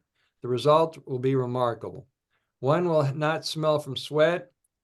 Rub on hairy chests and feet for a clean, fresh topical fragrance. Practicing UT protocols daily, especially in the addition of saturation dosing, builds a strong body as it quickens the healing. Urine by the bedside. Anybody keep any urine by their bedside?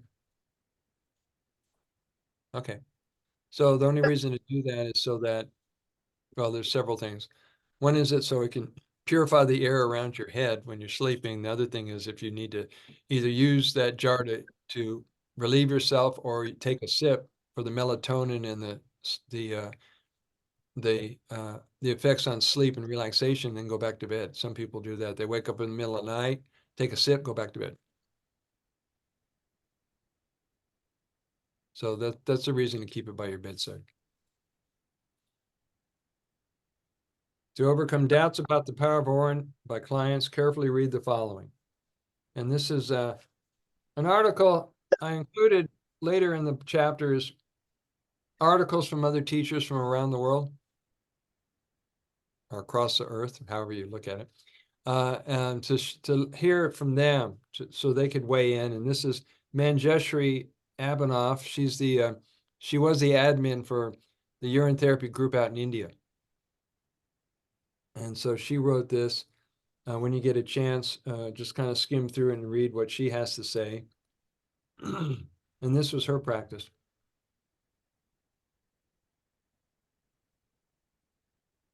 Collect it, mix it, use it. Let your body slowly get accustomed to the taste of shibambu. And if you start slowly, the detox symptoms will probably not be so intense. Be prepared for detox symptoms like loose stools, headaches, slight fever, or nausea in the first week or two of starting the practice. It won't last long, and if you accept it without complaint or fear, it'll go sooner. So she did a great article here, and I wanted to include this in the book. So you get a chance to read from Manjeshri.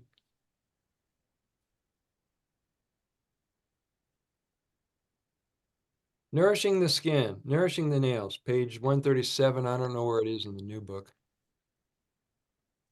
To strengthen, nourish, and refresh and brighten the colors of your nails, same would be your toenails, but we're talking about fingernails here. Soak them in Orin for 10 to 15 minutes. Then brush the nails. In the end, rinse your nails with water or more Orin. You will be pleasantly surprised by the results. So people either have ingrown nails, their nails are not growing correctly, they're broken and brittle, they've got fungus, they got anything that's not a healthy looking fingernail or toenail, just do hand soaks.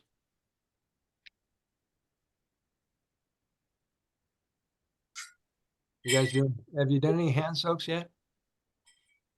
Yep. Yeah, just get any container that puts in enough Orin and your hand can go into it and leave it in there for at least 15 minutes. And I've been doing massage and reflexology for a lot of years. And massage people have a tendency those that worked really hard, they worked in hotels, they worked in resorts, they worked on cruise ships.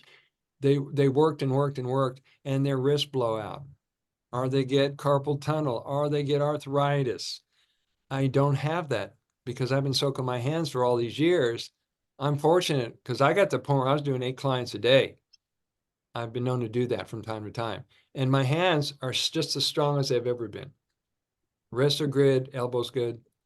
So get in the habit of soaking those. I mean, if you're at the keyboards, if you're using your hands for manual labor, it's a good idea to take care of your tools.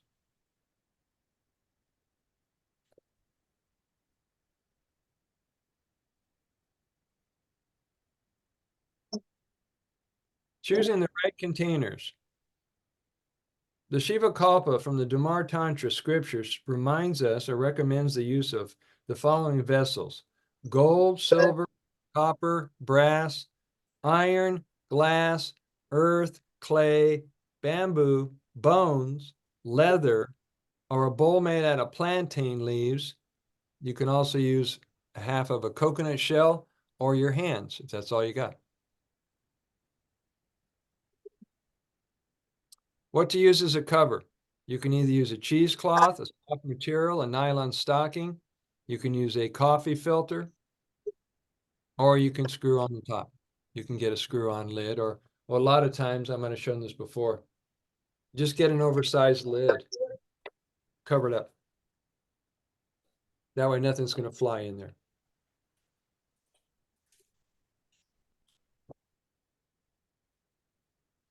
Do you guys label your bottles, your containers?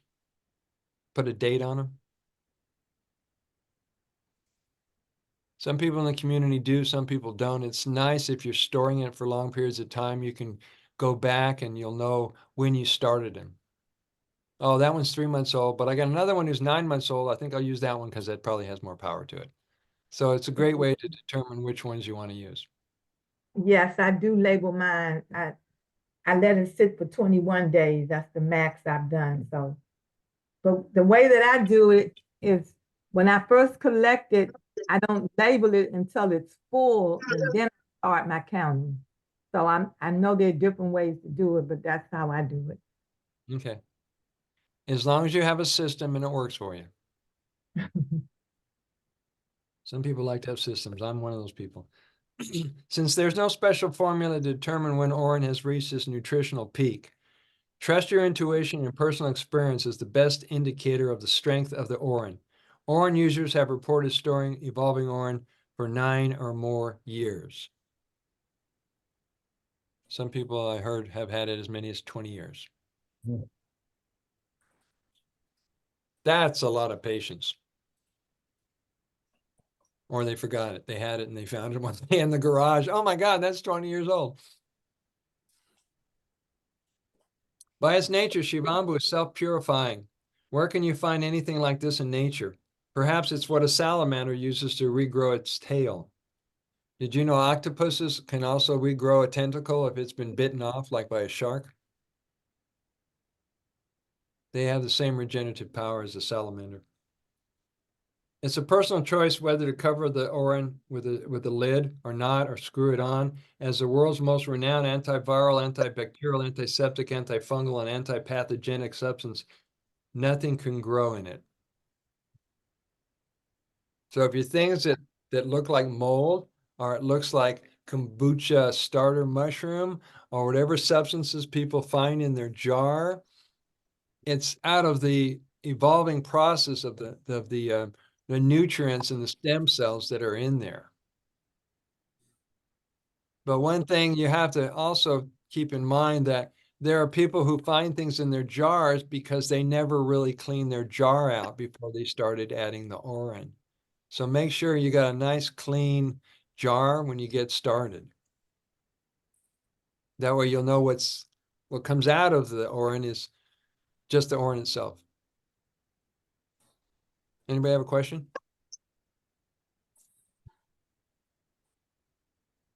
Rest, rest, rest, rest. After you healed, you're in good health. Continuing the practice with UT protocols and a good diet will be your best insurance for a long, healthy life. Never allow yourself to become regularly exhausted or overtired. Consistent, proper rest is crucial to health. Once you've recovered from a major illness, or from pushing yourself too hard to accomplish anything, stay vigilant, be mindful, getting plenty of rest and relaxation. You guys build that into your lifestyle? Unplug from the internet this afternoon. Leave your phone behind and go for a walk and see if you don't have a meltdown. See if you're fine. Just go for a walk. Do something without those devices around just to see how you feel differently.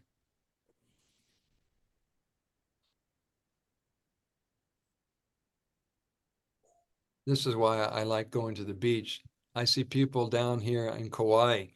They're in the water, in the ocean. They're either holding their phone or they've got one of those things around their neck that protects it from the water. I'm going, that's the height of insanity. You can't leave your phone on your beach towel or in your car. You have to take it in the water. Oh, help us. So that's my pet. Thanks for letting me rant.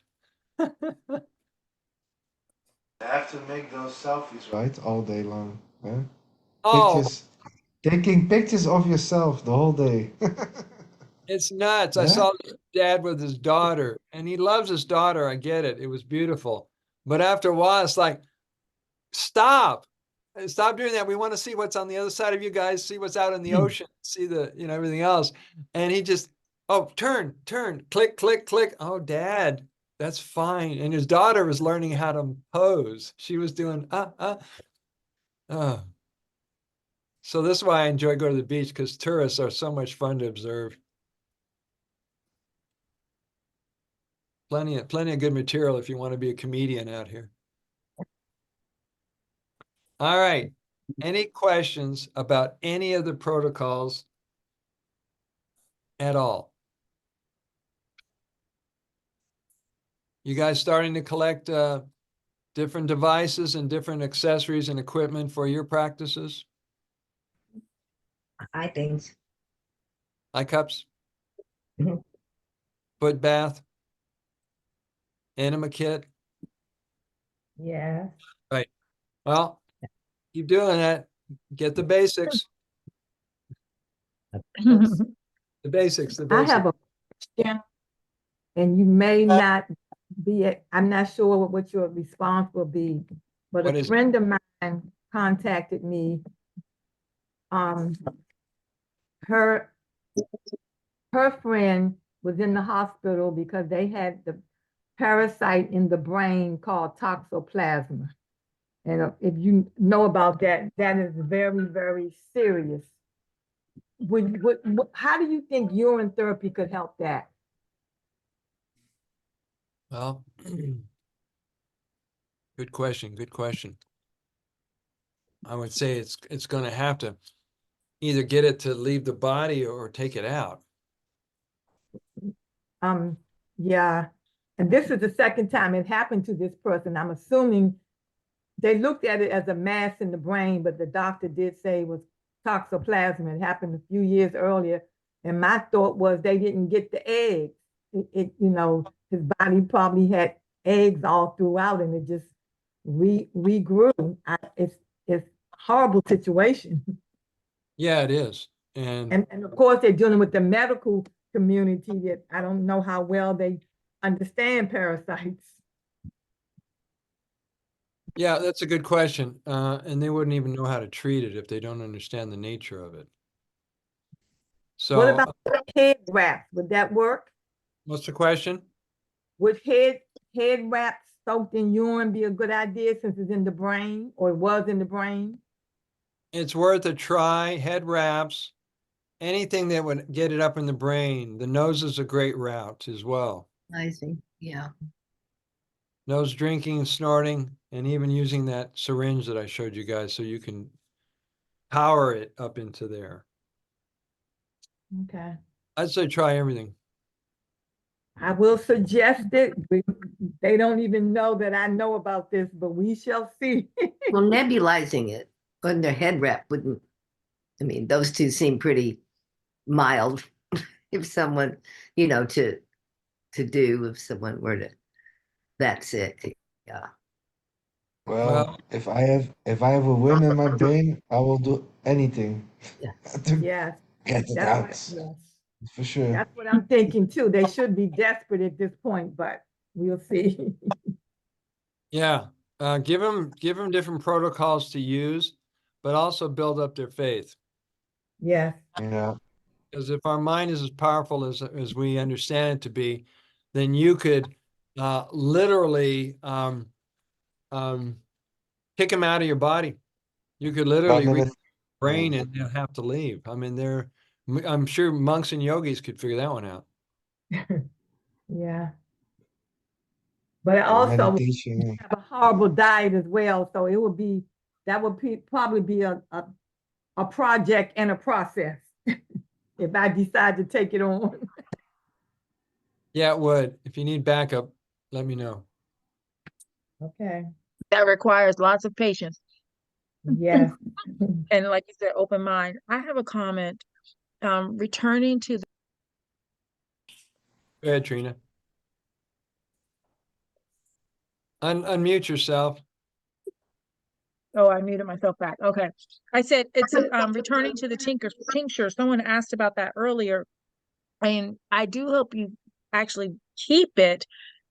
There, I'm looking at the PDF version and it does tell you how to make the tinctures. One, I think maybe you were overthinking it and keep it simple, but it just says make it by putting a dropper full of Orin in a 3-ounce bottle and fill it with distilled water. Apply 1 drop to a dropper full of tincture under the tongue every 4 hours. And then it also says that you can do an alternative tincture, placing 1 or 2 drops of fresh undiluted Orin dose every few days under a client or until a client can handle 1 or more ounces. So the directions on how to do it are there. Distilled water. Okay. So you're not using oils and you're not using glycerin, you're using distilled water. Mhm. Thank you for bringing that up. Yeah, and it might be just something that's more palatable, so to speak, to someone who doesn't want to like drink straight ounces or, just a drop or two getting started. Well, this is good to know because we're constantly making suggestions to people. So they, build a better understanding and closer relationship with their water. So if you have any suggestions like that, by all means, bring it up to these people.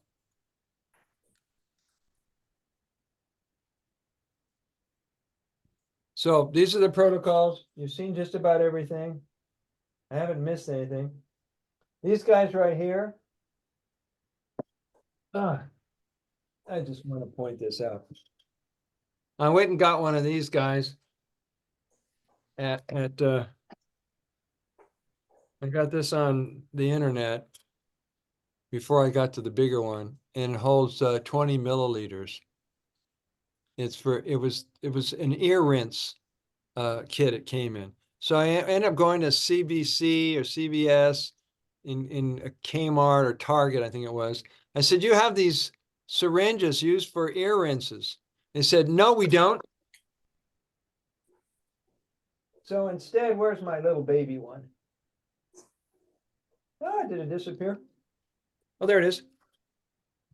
They give me this for free. This holds, what does it hold? 4 milliliters. So these are free at pharmacies because they've got all these reps that give it to them. So they give these away.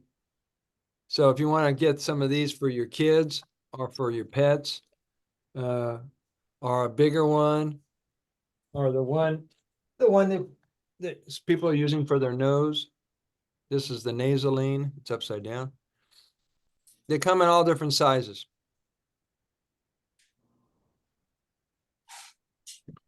They're very I've used that one, the bigger one, and I remember you told me that it can go up into the brain, cross the blood-brain barrier. But when I've used it, I'm not sure. I'm holding my head tilted, but it comes back out down the back of my throat. So how does it get up to the brain? Some of it makes it through there. Some of the rest of it goes down your throat and the back of the throat. Okay. Okay. If none of it goes down your throat, it all went up into your brain, which would be ideal. I don't know how you can track that, but you do the best you can. I mean, even when Samuel Cohen, the guy who was my mentor, when he's drinking it through a cup, right? It's end up going behind the brain, but it's going down the throat. So I never asked him that question, how much actually is delivered to the brain? And I don't know how he can determine that. Unless none of it goes down the throat. So does that answer your question? Yes. You get as much as possible. You'll be able to determine that by the effects of it.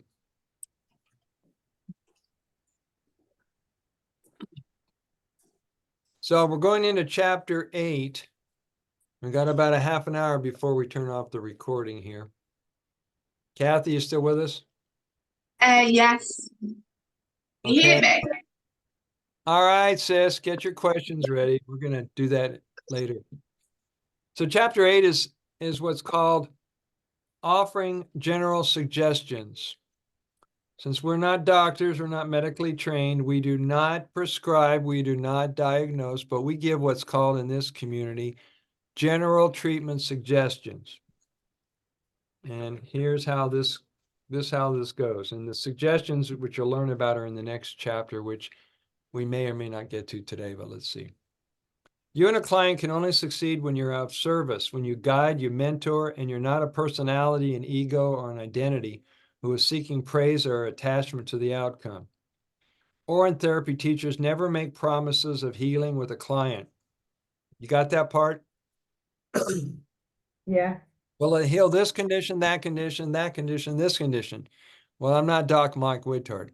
I said, you have a very, very high probability of turning this condition around when and if you practice the balance of all 4 areas of your life, the mental, emotional, physical, and spiritual. Doctors will never say that. They'll just say, take a pill. But they don't tell you have to change anything. So they're doing us a disservice. The ultimate responsibility in healing with UT rests in the mind of the client. Give your best, expect the best. One of the most interesting pieces of information on Orin that I came across was the fact that amniotic fluid that surrounds human infants in the womb is primarily Orin. The infant breathes in Orin-filled amniotic fluid continually. And what I caught in a video yesterday is that the first 2 months or so, the baby is taking in mother's Orin until it's able to get that function going with its body and it can urinate. Then it's taking in its own Orin. So it's a great teamwork between the mom and the baby, which is not a baby yet. It's more of a fetus, but yeah, you get the idea. Without this fluid, the lungs don't develop.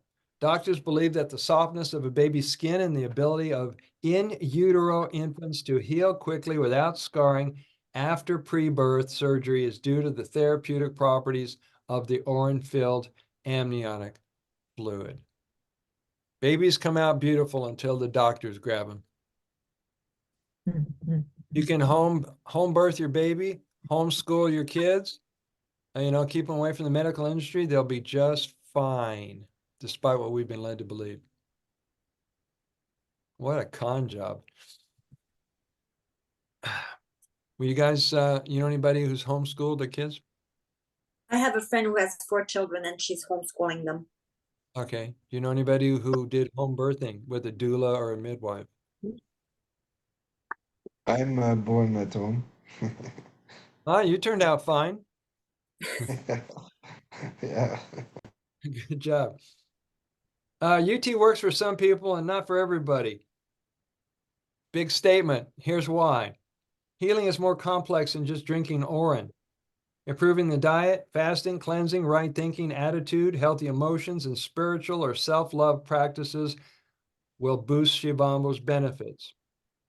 People who are miserable or self-destructive have much more work to do than people who are grateful and joyous and motivated.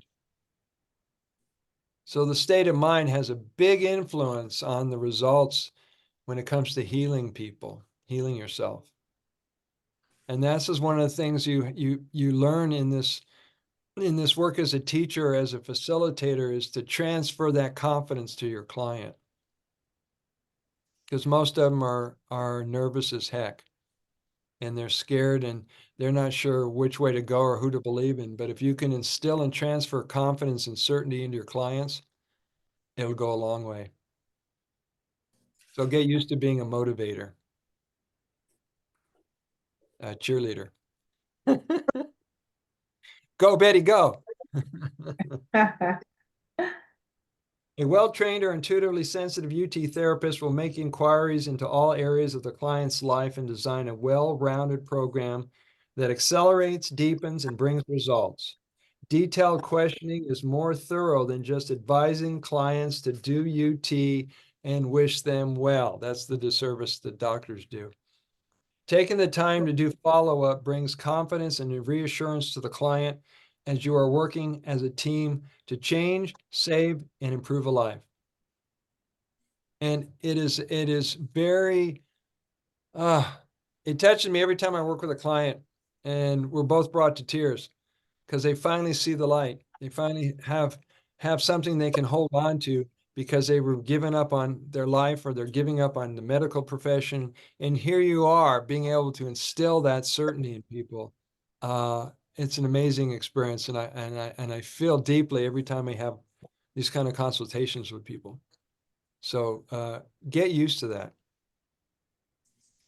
because you're going to have people reaching out to you more and more. Shivambu is love.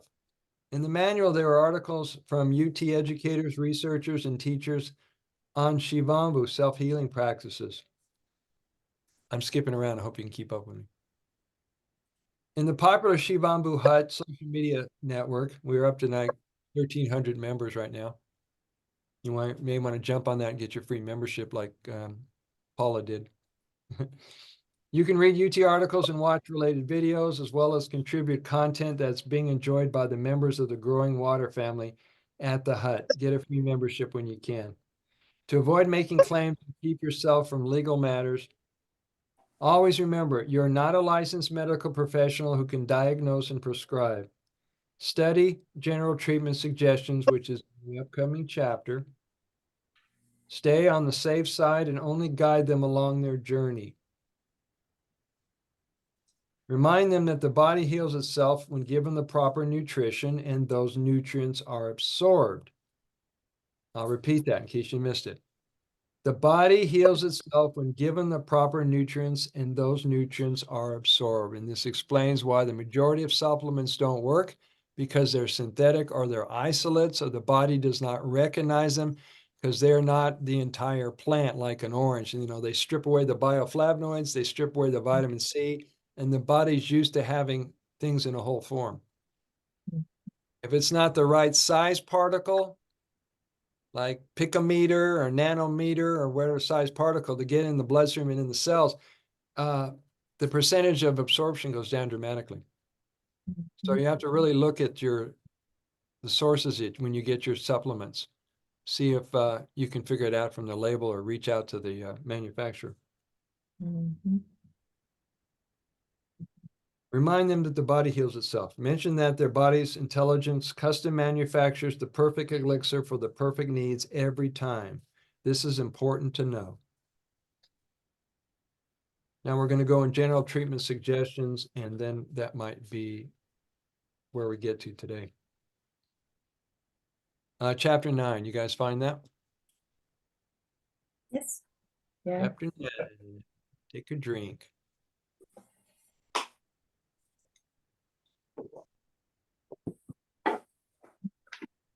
I'm still doing green drinks.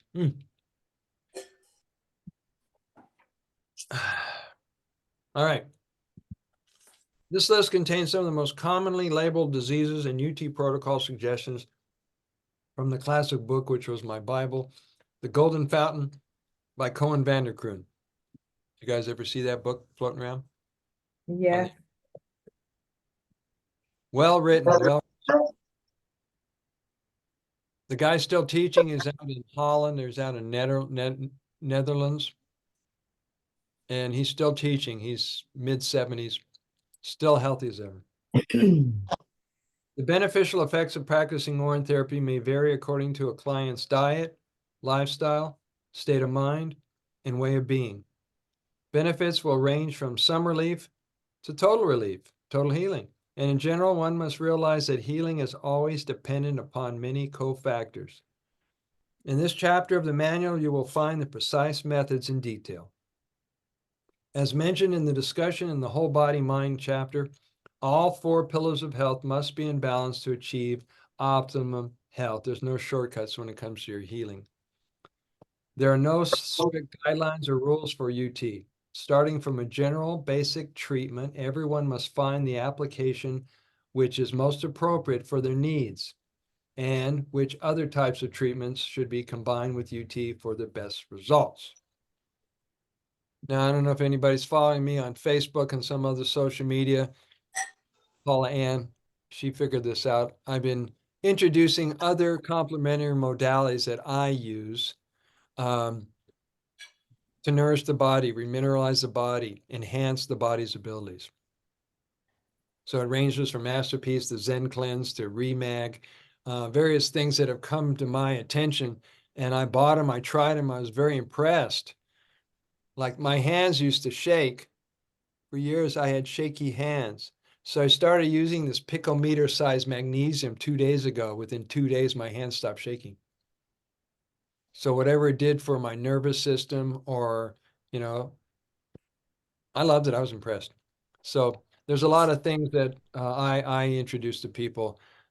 If you have any questions, reach out to me and I'll share those with you. Time to remineralize. Some people use Shilajit, some people use plasma, some people use sea minerals, sea moss, dulse. keep your body well mineralized.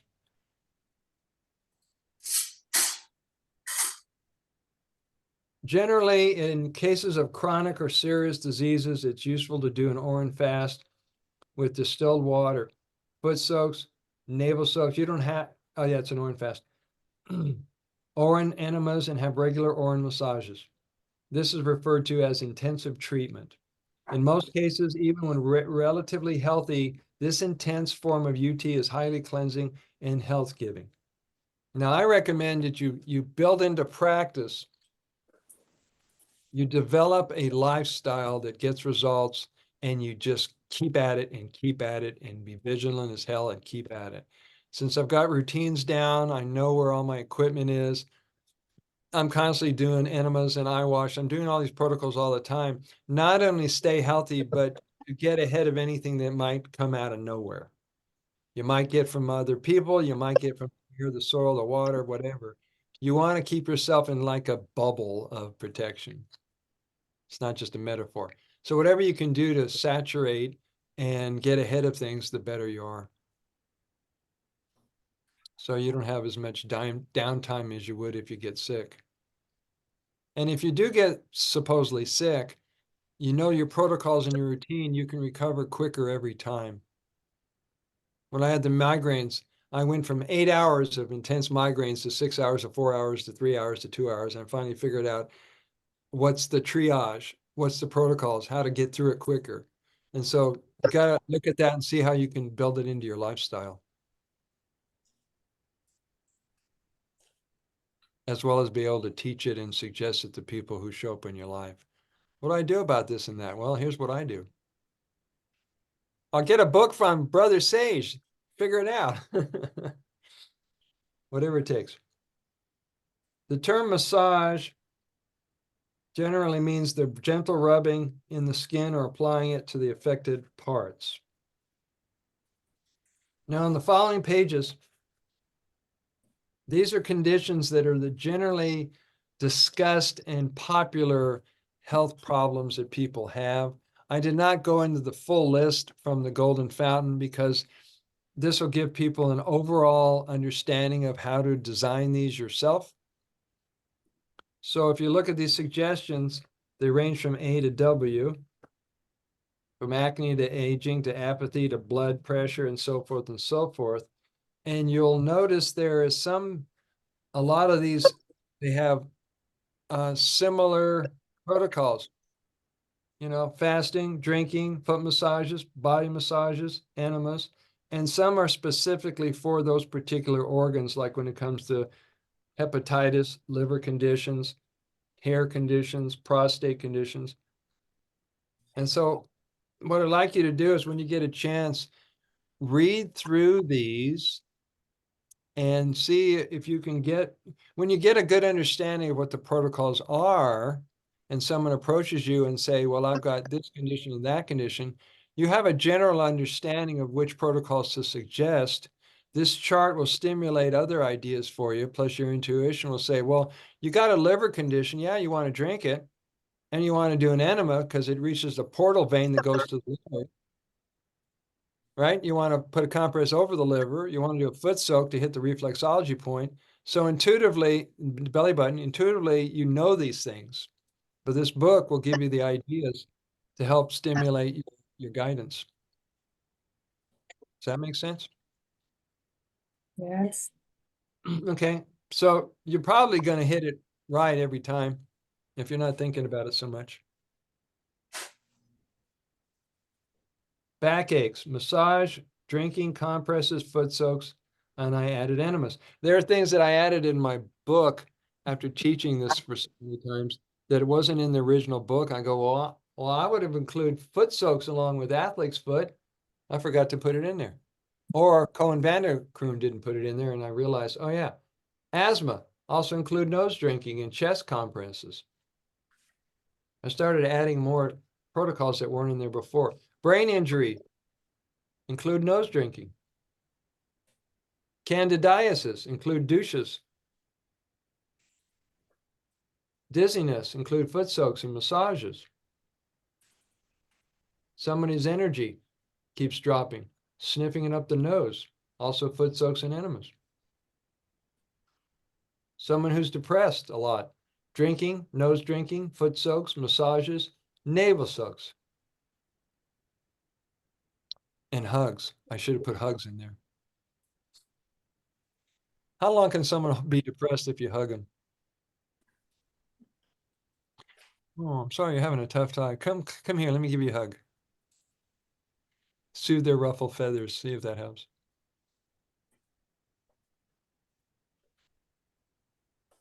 Obesity, hepatitis, shock. If you get to the one that says shock, include injections. That was not in his book. For prostate disorders, include implants.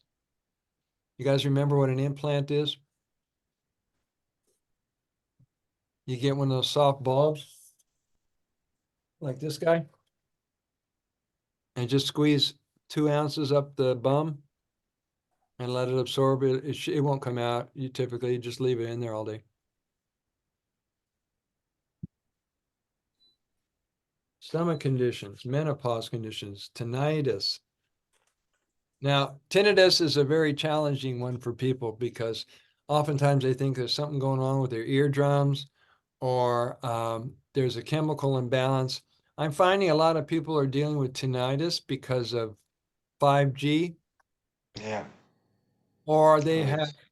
rods implanted in their gums or metal in their body somewhere, and it's picking up the signal and it's causing that ringing in their ears. Yeah. You know And the anything? misalignment of the atlas can also be a cause of tinnitus. What One is it? of the misalignment of the atlas. Of the atlas, yeah. Would Yeah. TMJ also affect that? Sorry? Would TMJ, if the jaw's too tight, the Yeah, temple? yeah. Also, yeah. Yeah. Okay, so there's still relief for all of these conditions. Tooth issues, I also included foot soak, urinary UTI, massages, and belly button soaks. Hepatitis. I know you can heal hepatitis because I did it. Fasting is amazing how quickly fasting heals things. I went home when I was 23 and I had hepatitis C, and my folks took me to a doctor, and the doctor says, you're going to be in bed for weeks and weeks and weeks. And I came home with just the clothes on my back and my juicer. And I told my folks, whatever happens, don't feed me. So I fasted and did yoga in the sun in the living room for 2 weeks and went back to the doctor, and he says, I don't understand. You're well. You're supposed to be in bed sick. I said, doctor, you won't get it. I'm 23. I have a life to live. Thank you. Goodbye. And I learned self-healing back then. And the power of fasting. When your body doesn't have to deal with so many contaminants, it's so much easier if you can just clean it out and give it a rest. But not everybody has the liberty and the time to do that. Any questions about these treatment suggestions?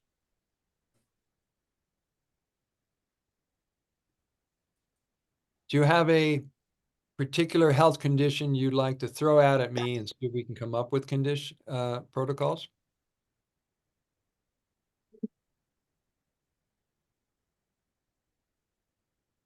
Okay, what would you do if somebody has, let's make it simple. What do you do for someone who has constipation? Enema. Yeah.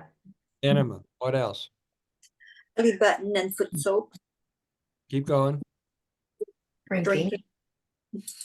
Drinking it. Body massage. Diet change. Oh, yeah. Diet change for sure. Diet change for sure. Now, a lot of times when people go to the doctors and they complain of a back pain, liver pain, pain in their genitals, pain here, there, and the other thing, a lot of times it's misdiagnosed constipation. Because when the body's inflamed and it swells up and it pushes against these other areas and organs, and they go and complain about the pain in those organs, the doctor is just thinking about those organs. and your vertebrae. And so it's amazing how many people who decided to just do enemas and get colonics, the pain went away and they didn't need surgery or meds or medication. The first place any good naturopath or nutritionist will go, someone says they're sick or they have pain, is they'll say, get a colonic, get an enema. Because they know that's the first place to look. And the second place was to clean out your liver. It's amazing how many people who did liver cleanses and intestinal cleanses, and I've worked with some of the best protocols on the planet, they noticed that their mental disorders cleared up. People with PTSD, people with Alzheimer's, people with bipolar conditions. We even saw people with autism got better. We started introducing urine therapy and autism started clearing up. Lyme's disease started clearing up. So get them on these protocols as soon as you can and get them an education and work with them.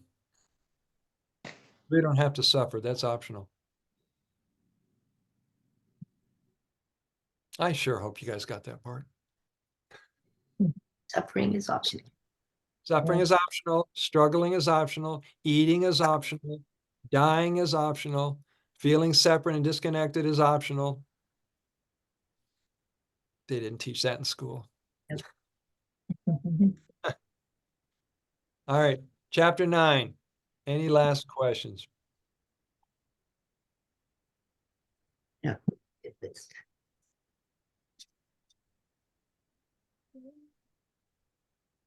So chapter 10 is about designing these protocols and building it into a practice and how to work with your clients. Since we've got about 6 or 7 minutes left, I'll just read through this. It's only a couple of pages. Making inquiries or probing into the lives of a client determines the direction of the session. This information compiled from the discussion helps design general treatment suggestions and a program that includes all aspects of well-being. Inquiry helps you understand a holistic overview of their life as a way of building protocols, practices, and a program that brings the results they came to you to achieve. Just telling them to drink their water and try UT protocols and sending them away to figure it all out is a disservice to a client. But they will have a much harder journey when only approaching health from only the physical or the body. Here are some sample questions for new clients to contemplate and to answer. What motivated you to start practicing UT? Was it a book, a person, an illness, a curiosity? Who or what was your influence? What went through your mind when you were considering drinking your pee? Can you recall any defining moments that stand out that inspired your decision? What mental obstacles, if any, did you have to overcome to take the first drink? Was it easy or difficult for you to do this? Did you have to deal with a gag reflex or feelings of disgust? What UT protocols are you currently practicing and which do you use every day? Have you tried a variety of protocols? Which are your favorites? What did you study or what are you studying to further your education? I'm always humbled and amazed. People reach out to me and they said they've watched all my videos on urine therapy. I'm going, well, I didn't see that one coming. I have these people who bought every one of my books. I'm going, that's all I've written. I can't help you anymore. More books, more videos. Are you serious about telling other people about your discovery and personal success? How has daily practices affected your life? Do you think that you will ever consider stopping this practice? Is that a no from you guys? Are you in it for the long haul? Yeah. Of course. All right. I now christen you a devotee. Bamboo devotee. Can you explain the transition people go through in order to get the most from practicing UT, like diet, lifestyle, mental changes, or beliefs about oneself? What advice would you give to newbies about taking that first important sip?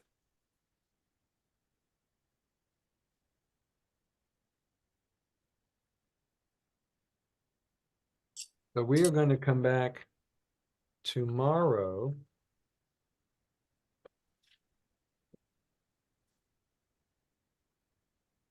I would say just do it.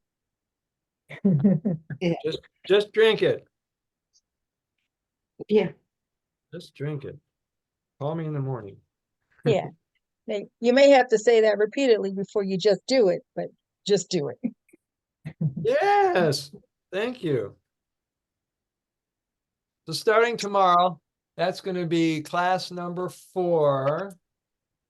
Hold on a second. Give number 22 dash student names. I have a favor to ask to Jessica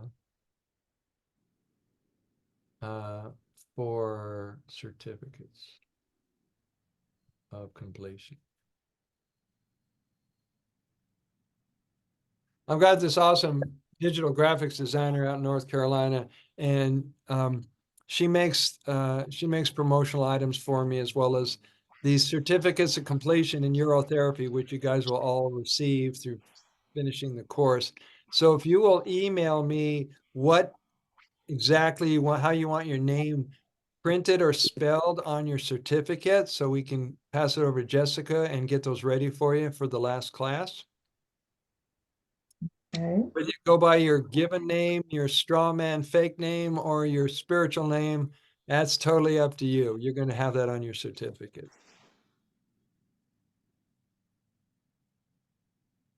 If you just use a symbol like Prince, we'll put that on there. Remember that? He says, well, I go, my name is now.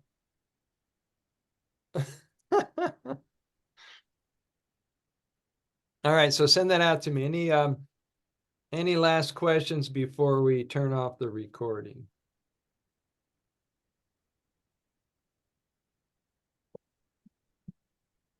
You guys enjoyed these classes? Are they helpful? Yes. They're very interactive. Thank you. Some people say, well, if I put them all on social media, well, people get to watch it for free. Yeah, but you got no action with the teacher. Yeah, exactly.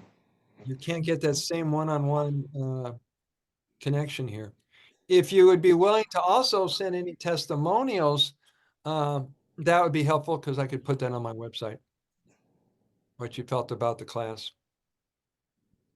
Okay. It's up to you.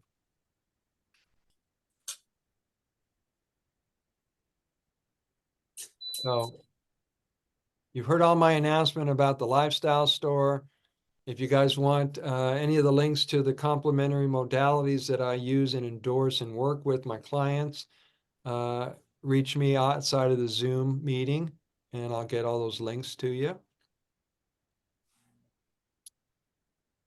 And I'm going to turn off the recording.